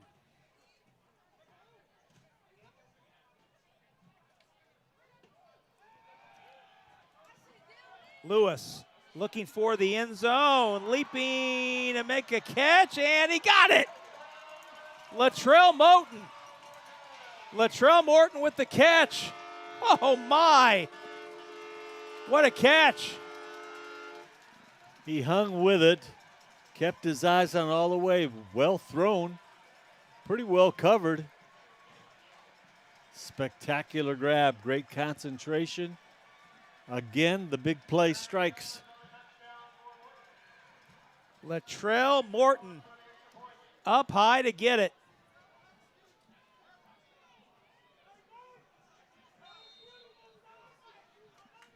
Beckwith on for the PAT. And the snap goes back to Beckwith on the deflection. Beckwith tries to throw a pass and is blasted.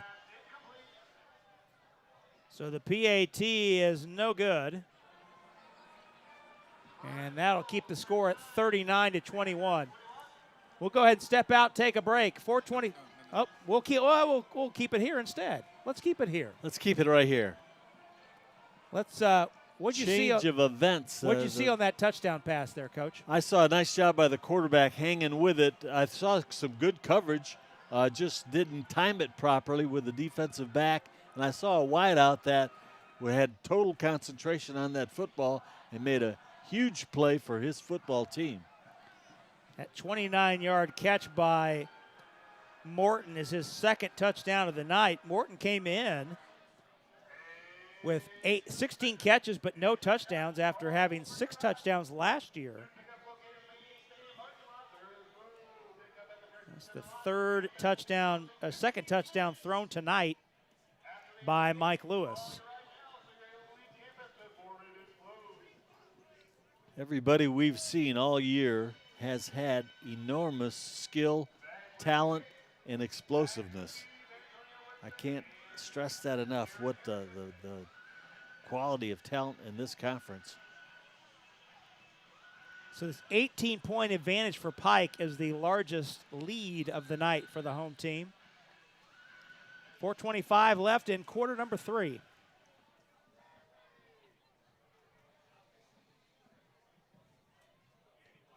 Beckwith kicking it to the left side. This time, Woodson will let it take the left turn out of bounds.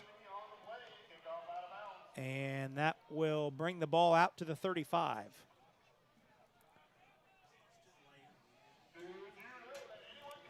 Well, tonight's game is brought to us by the 12,000 Hoosier men and women with Laborers District Council and affiliated local unions that build in Indiana. We are LIUNA.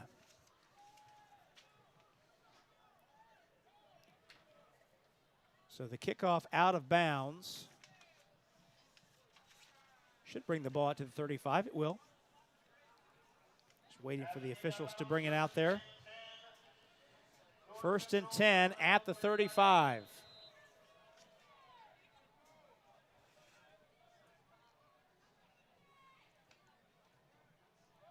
Straight ahead give, and the ball put on the ground. It's picked up, scooped up, and taken the other way. Touchdown, Carter Massey. First turnover of the night, and Pike turns it into a touchdown. You know, Tank I don't think he ever really got both hands on that football. I will say that he started to make a cut. He saw a beautiful hole, but he didn't have possession of that ball. And boom, stripped and scored. Massey picked that up at the 38, so that'll go in the books as a 38-yard scoop and score for the sophomore Carter Massey.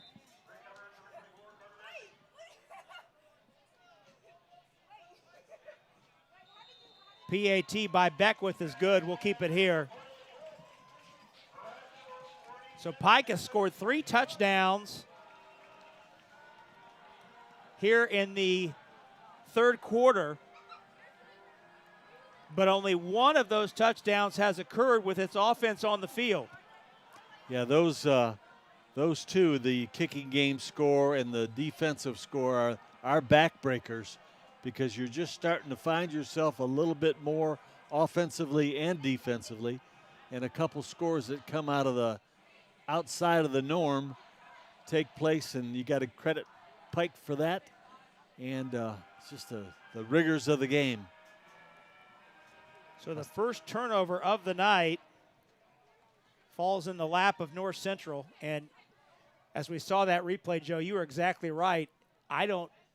It was clear from that replay that Tank Averett never got both hands on the football and got it secured against his torso as he was running through that traffic. Yeah, he started to make the cut to the outside, and it was a nice cut, and he would have had some opportunity to ramble, but got hit right at the wrong time and bounced right into the right hands, and those are things that make the game difficult. Pike extends its advantage to 25 points, and this is the third time this season that Pike has topped the 40-point mark. And Pike is going to be called for an offsides penalty on the kickoff. You don't see that called very often. Somebody left early. 2 other times that Pike has topped 40 points this season were in both of their wins this season. Last week, Pike scored 41 points in the 41-21 win here over Guerin, and then Pike shut out Southport on the road 48-0 in week 4.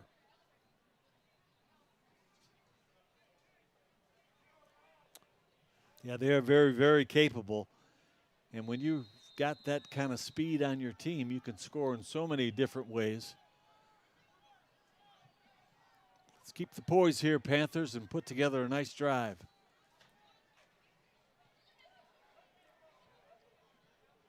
And this ball goes through the hands of the up back, ricochets back to Woodson. Woodson trying to make something out of nothing and able to get it out across the 30.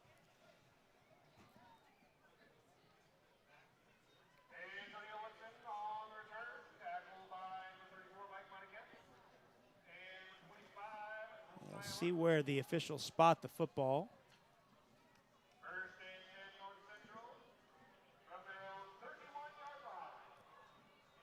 31-yard line is where the ball will be placed.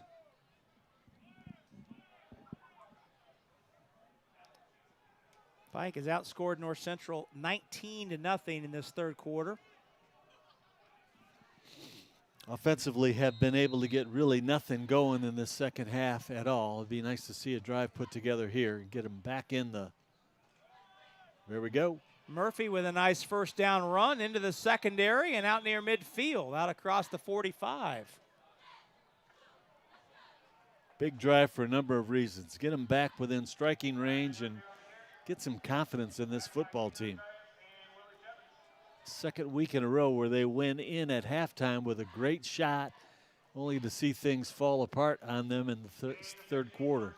Yeah, in case you're just joining us, it was a 6-point game at halftime, and North Central got the ball to start the second half.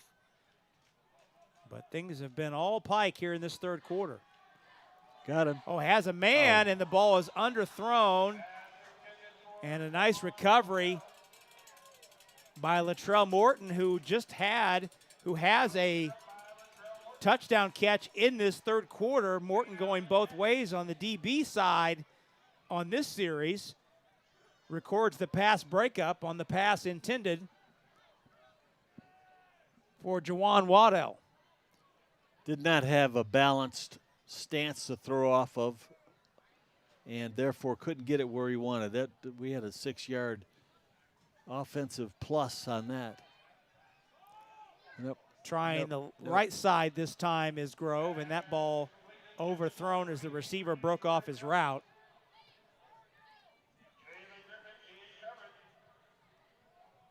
That ball intended for Jordan Jones.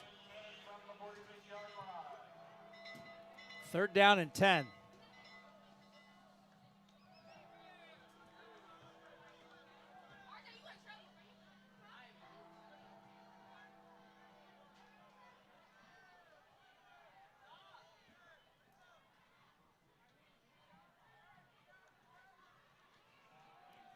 Murphy encircled in the backfield and dropped.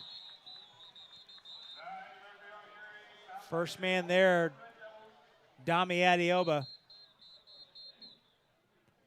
for a loss of 2.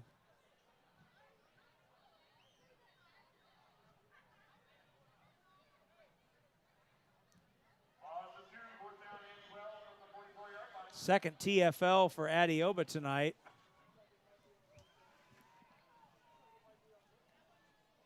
By my count, the 4th for North Central. Actually, officials have moved the ball back. Oh, hang on a second. Look at that. Wipe that away and call a 15-yard penalty on Pike. And move the football ahead 15 yards and reset the down box. I did not see that. I did not either. But I will say now, Chase, you got another opportunity here with a new fresh set.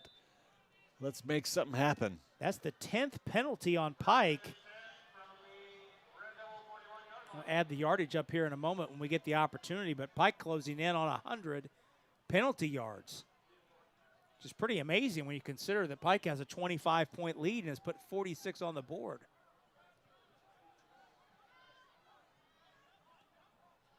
Penalty moves the ball into Pike territory. Play action. Look at this. Trying the left side and the ball underthrown.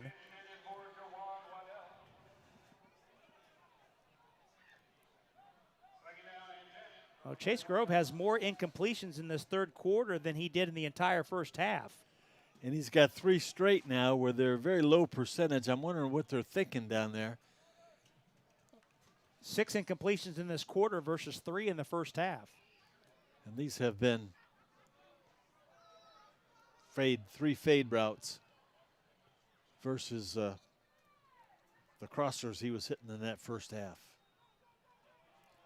And on the shovel pass, waiting in the backfield for it was Damari Smith.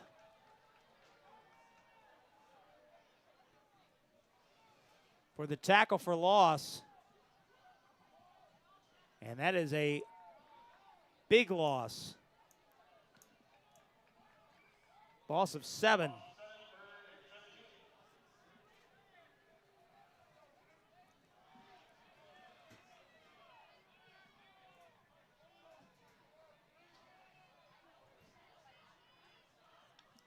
3rd down and 17. And that ball is thrown up and picked off.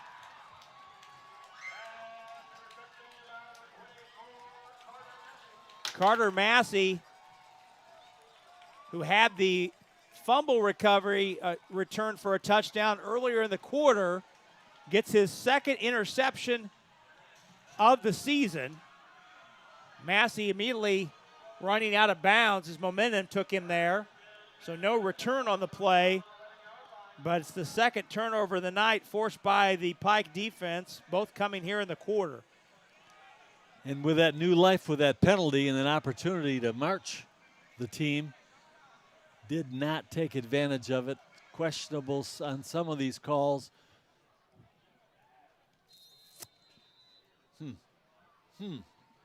Play some D here. So the ball placed at the Pike 11. Lewis on the run.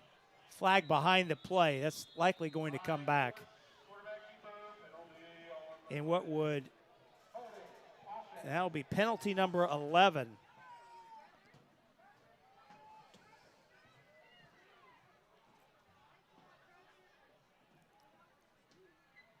Pike has been, by my count, before this yardage walk-off, Pike had been whistled for 10 penalties for 100 yards. This will be number 11 and half the distance, so it'll only be a 4-yard walk-off.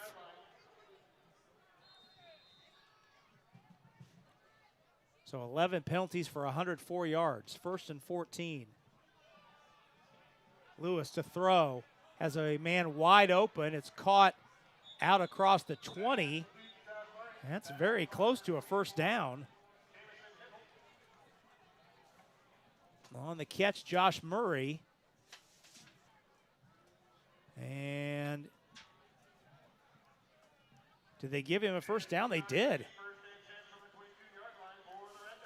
Wow, 1st down.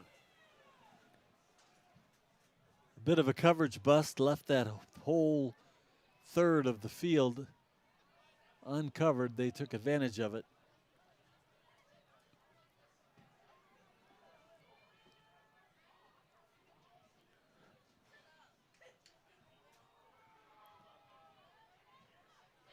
Straight ahead give into the traffic. That's the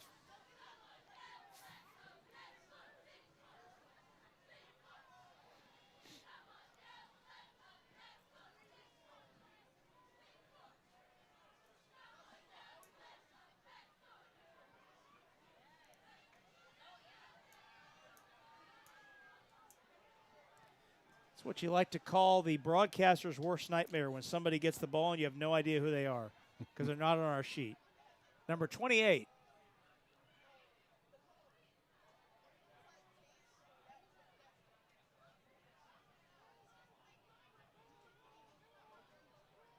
It's the final minute of quarter number 3.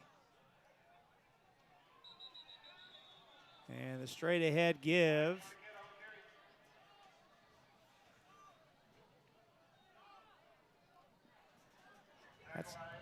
That's Monticat.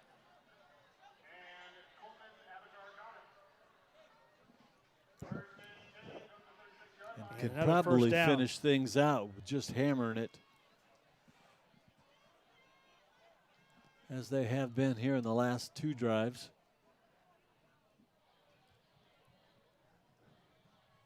Game clock is ahead of the play clock, so Pike does not have to snap the ball again before the 3rd quarter expires.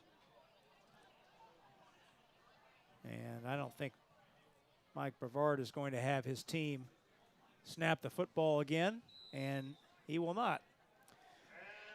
So the 3rd quarter runs out. Pike outscoring North Central 19-0 in that 3rd quarter. And it's all Red Devils leading by 25, 46-21, as we head to the 4th and final quarter here on the ISC Sports Network.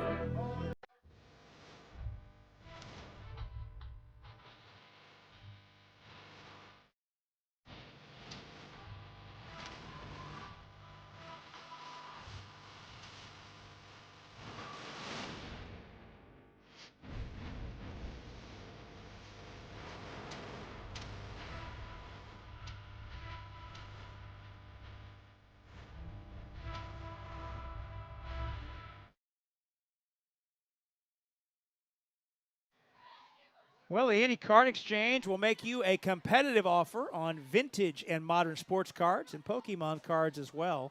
And the Indy Card Exchange now offers in-person grading services at their 96th Street location, just west of I-69. Plus, you can sign your kids up for the free Indy Card Exchange Kids Club if they are 13 or younger. Find out more when you log on to IndyCardExchange.com. Fourth quarter underway. And Pike first and 10 at its own 36. And a big run down the sideline into North Central territory.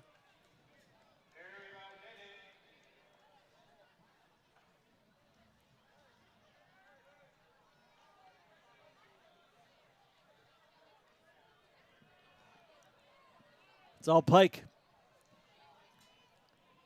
Hurting them in the pass, hurting them with the run. They were able to run the football, coming off the ball well. They have all the momentum in the world.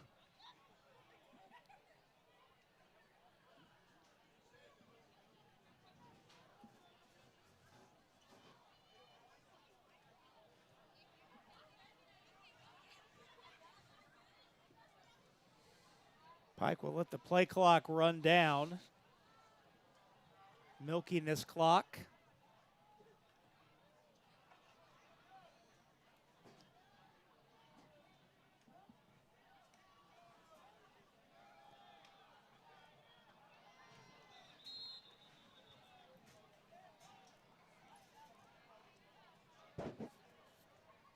And we've now reached the point where it's almost like they're messing with me because the players running the football are players that are not on my sheet at all. I do not have a number 33 on the roster either. This is fantastic. I think they're out to get you. I think they are. This is, this is great.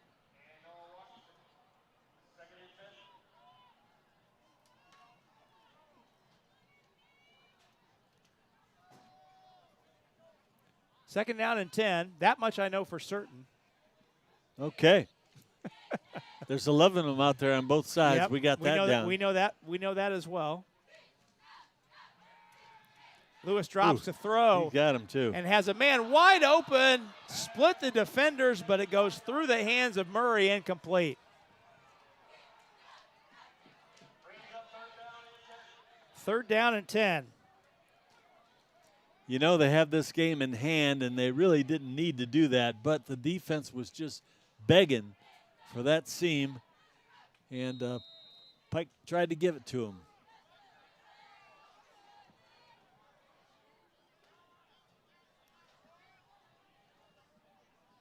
Third down and 10.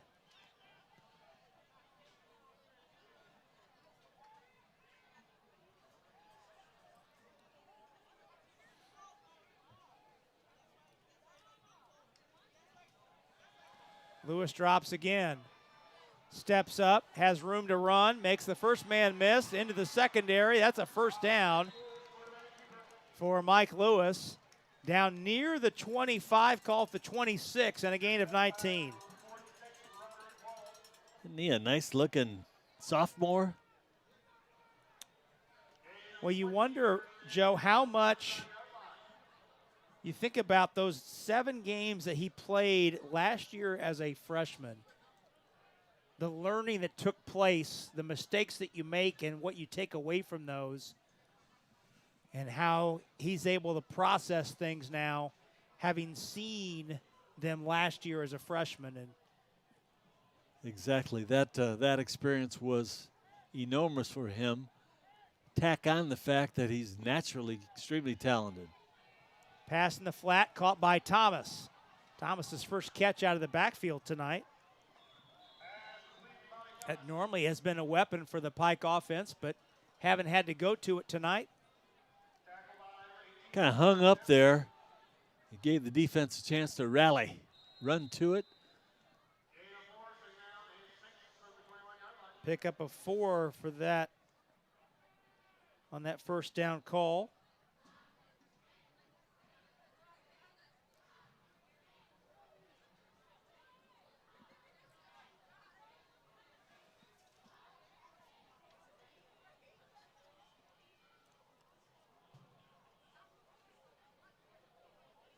Lewis will let the play clock run down to single digits before the ball is snapped.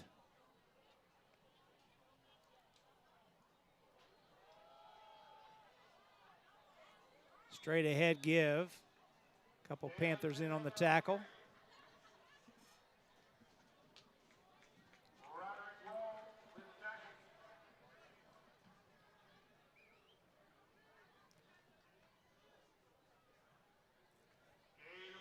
Gain of 3, 3rd down and 3. Inside 8 minutes to go.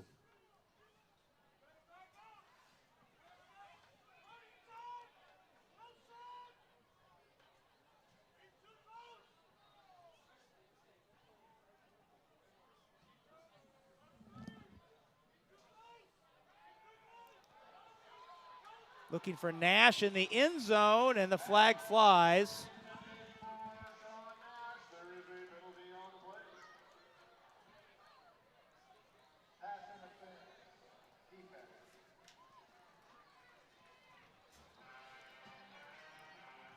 Pass interference called on the defense. So tough to defend. That ball thrown way short. I don't know about that call. So half the defense takes it to the 9, and it's a fresh set of downs.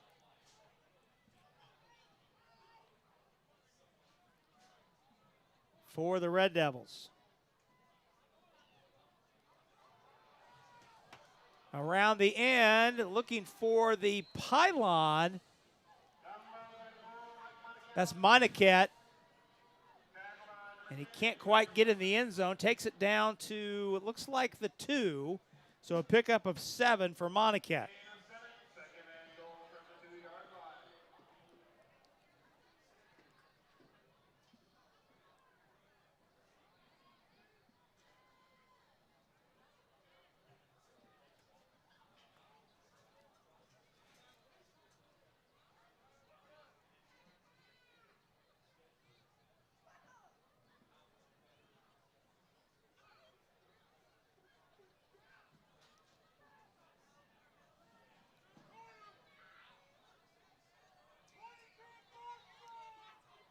Monniket pulled down from behind. That's a great defensive play to get into the backfield and make the stop. Plugged it up nicely. Yeah, Roderick Walls, number 46, got in the backfield to stop Monniket for no gain. And you know, 99 Anton has played extremely well all year as a 10th grader. He's going to be a force in the future. Tough to move up front. He was definitely a big factor in that stop. 3rd down and 2. 3rd and goal, I should say, from the 2.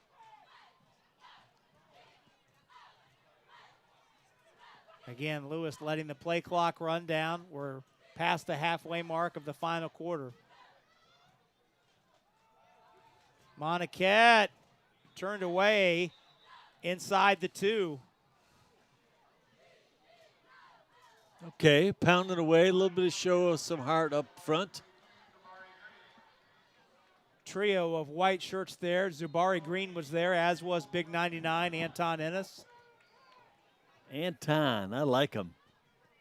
He was probably a 2-time Big Dog of the Week. So officially no gain on the play. 4th and goal from the 2. And Mike Brevard just letting this clock run down.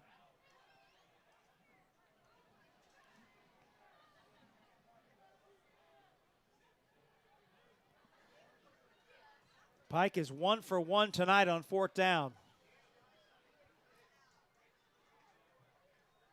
Lewis keeping it himself. Stacked up, trying to get pushed in by his lineman, and did not make it. So North Central holds on 4th down. A nice goal line stand. A lot of courage, a lot of toughness. They played low, That's certainly something to build off of. So North Central turns Pike away on 1st and goal at the 7.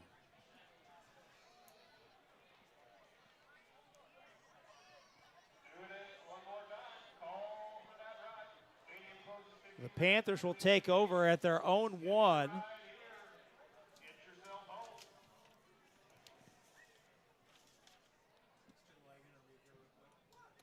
Tonight's game brought to us by LIUNA, the 12,000 Hoosier men and women with Laborers District Council and affiliated local unions that build in Indiana. We are LIUNA.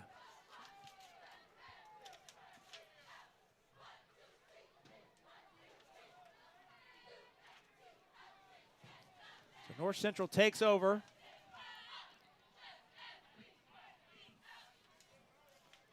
First and 10 at the 1. Going straight ahead on the carry.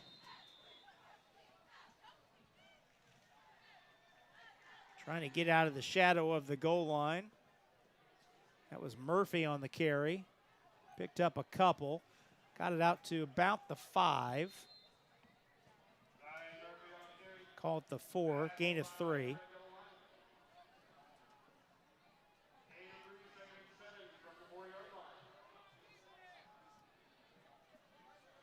Inside 4 minutes to go.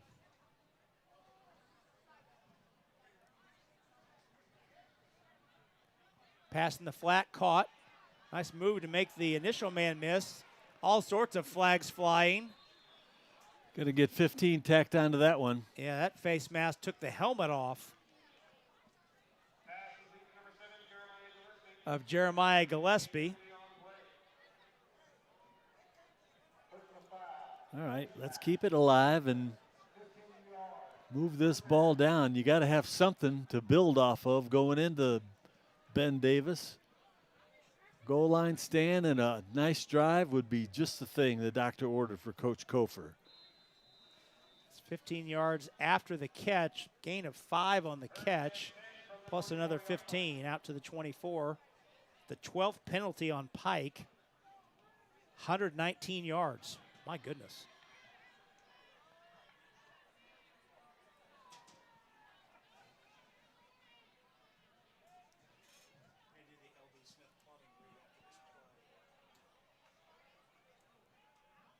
Passing the flat, caught. Nice gainer by Gillespie. Escorted out of bounds, but nice gainer by Gillespie. That's a gain of 19 out to the 45. Okay, it's exciting me a little bit. How about you? It's a nice pickup. Getting something going, quarterback executing well. Well, we'll work through this as the action continues. The big dog of the game tonight is brought to us by LD Smith Plumbing and Drains. And the give by Murphy, who's got room to run around the right side. Murphy's inside the 30. And that's Murphy far and away longest run of the night for the senior. Get the yardage there. That's a gain of 33.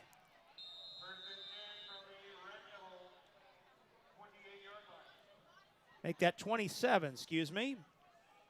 Gain of 27 for Murphy. So tonight's big dog is Styles Burnett. Junior had 2 sacks tonight, first 2 sacks of the season. Just like the offensive and defensive linemen, the big dogs of Sewers and Drains do the dirty work in the trenches. There's Murphy again on the tack on the run. Pickup of 1 or 2. At LD Smith Plumbings and Drains, they knew a thing or two about getting dirty and keeping things flowing. Hats off to tonight's big dog, the junior Styles Burnett, for leading the charge. Again, Burnett with both of tonight's sacks for the North Central front line on the defensive side of the ball. There's Styles Burnett. He's played well. He has played well, Had a showing nice up game tonight. today. Second down and 9 from the 27.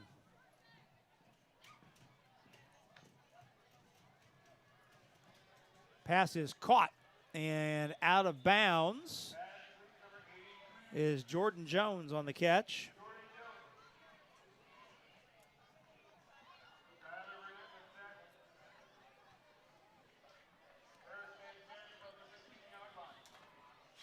That's a nice pickup of 11.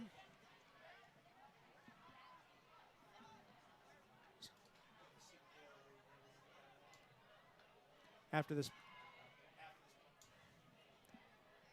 Grove goes down the line to communicate. North Central in the red zone for the 4th time tonight. 3 for 3 tonight so far are the Panthers. Grove looking for Jordan in the end zone, and Jordan caught it anyway. Even though there was going to be a pass interference call, Jones caught the football anyway. Jordan Jones on the touchdown, his first of the season. So the Panthers go 99 yards on the drive after the goal line stand. How about that? I love it. That's exactly what Coach Kofer was asking for. What a catch by Jordan Jones. Well laid out there. The fade route by Chase hit it perfectly. It's a 16-yard pass. 16-yard pass by Chase Grove to Jordan Jones. First touchdown of the second half for the Panthers. 1:15 to go. 1:50, excuse me.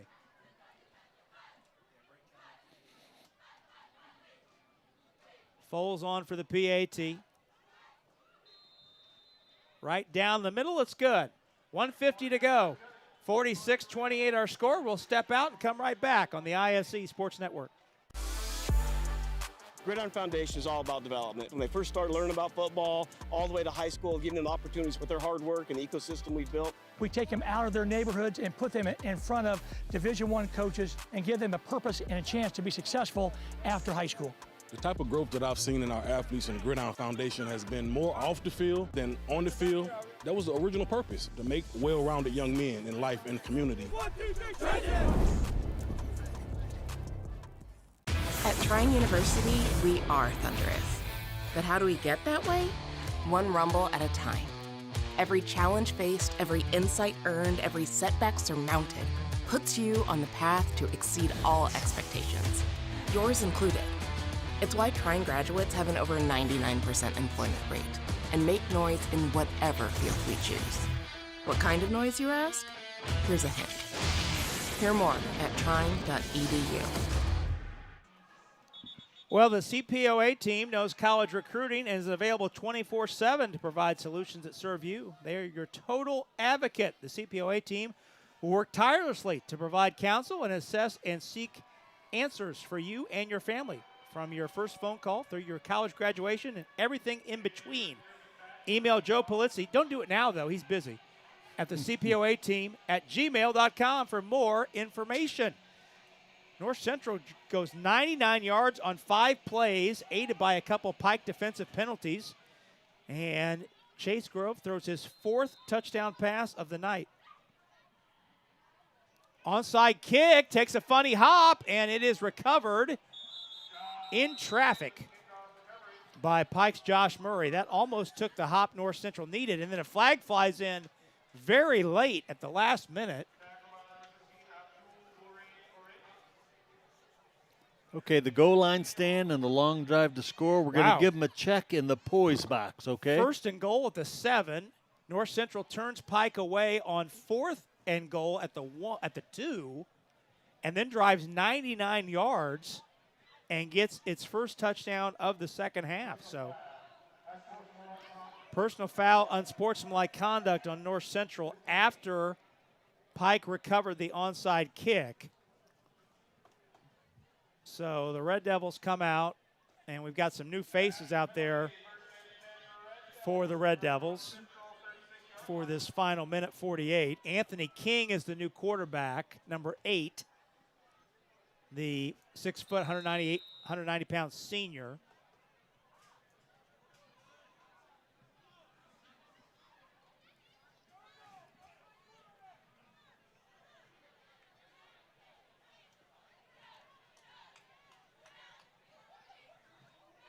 King wants to throw down the sideline, incomplete.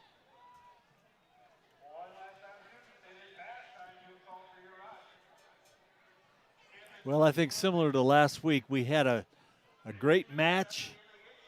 At halftime, things fell apart in the third quarter and saw enough good football in the fourth quarter to keep us excited about next week.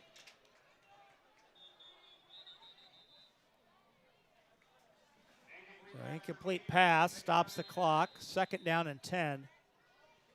Sure, stay tuned. Immediately following the game, we'll step out for a break, and then we'll have a brief wrap-up here from Pike. Put a bow on this one.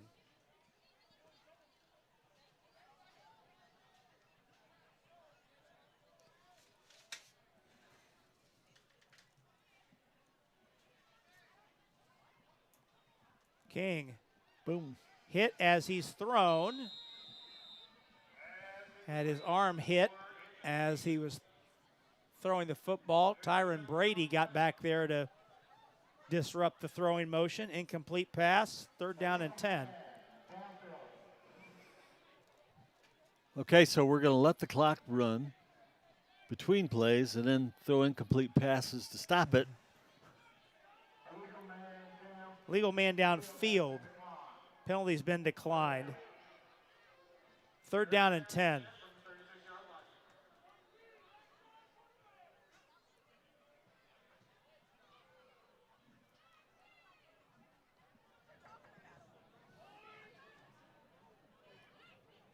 Third down and 10. Give. Around right in. Inside 100 seconds to go. There's a nice run. Inside the 25, the ball's loose, and then a flag flies in at the end of the play.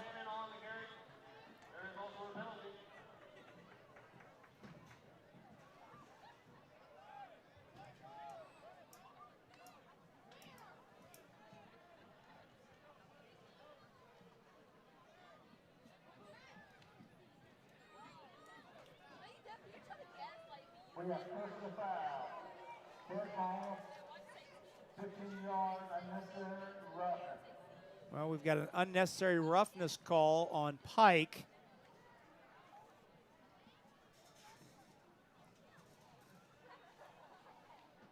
And it is going to be 3rd down over. Is that number 15 penalty? That is penalty number 14. We're north of 120 yards. And now the officials are huddling up.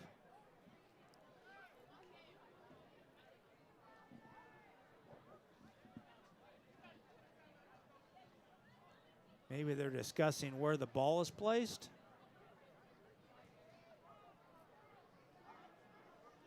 I think they're discussing what they're doing after the game. Maybe discussing their post-game plans, perhaps.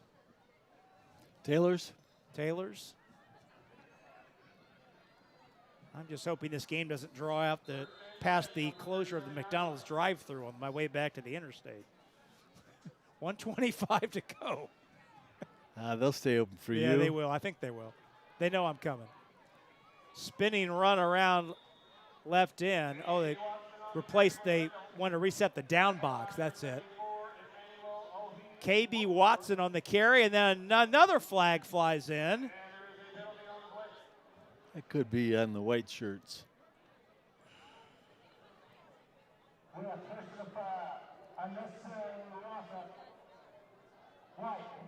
That's going to go on North Central. And that will be 15 yards.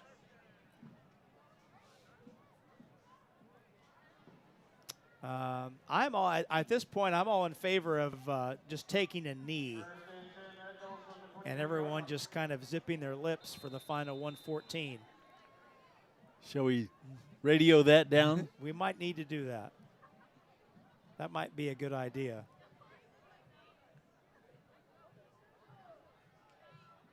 And Mike Brevard is standing at the 25-yard line, motion Anthony King to get under center. And he might be calling for the victory formation. Bless you, Mike Brevard. He heard you. Yes. That is an excellent call. King takes a knee.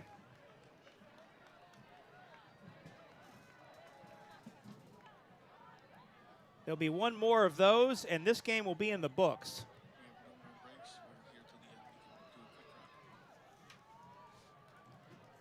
And that will be the final play of the game.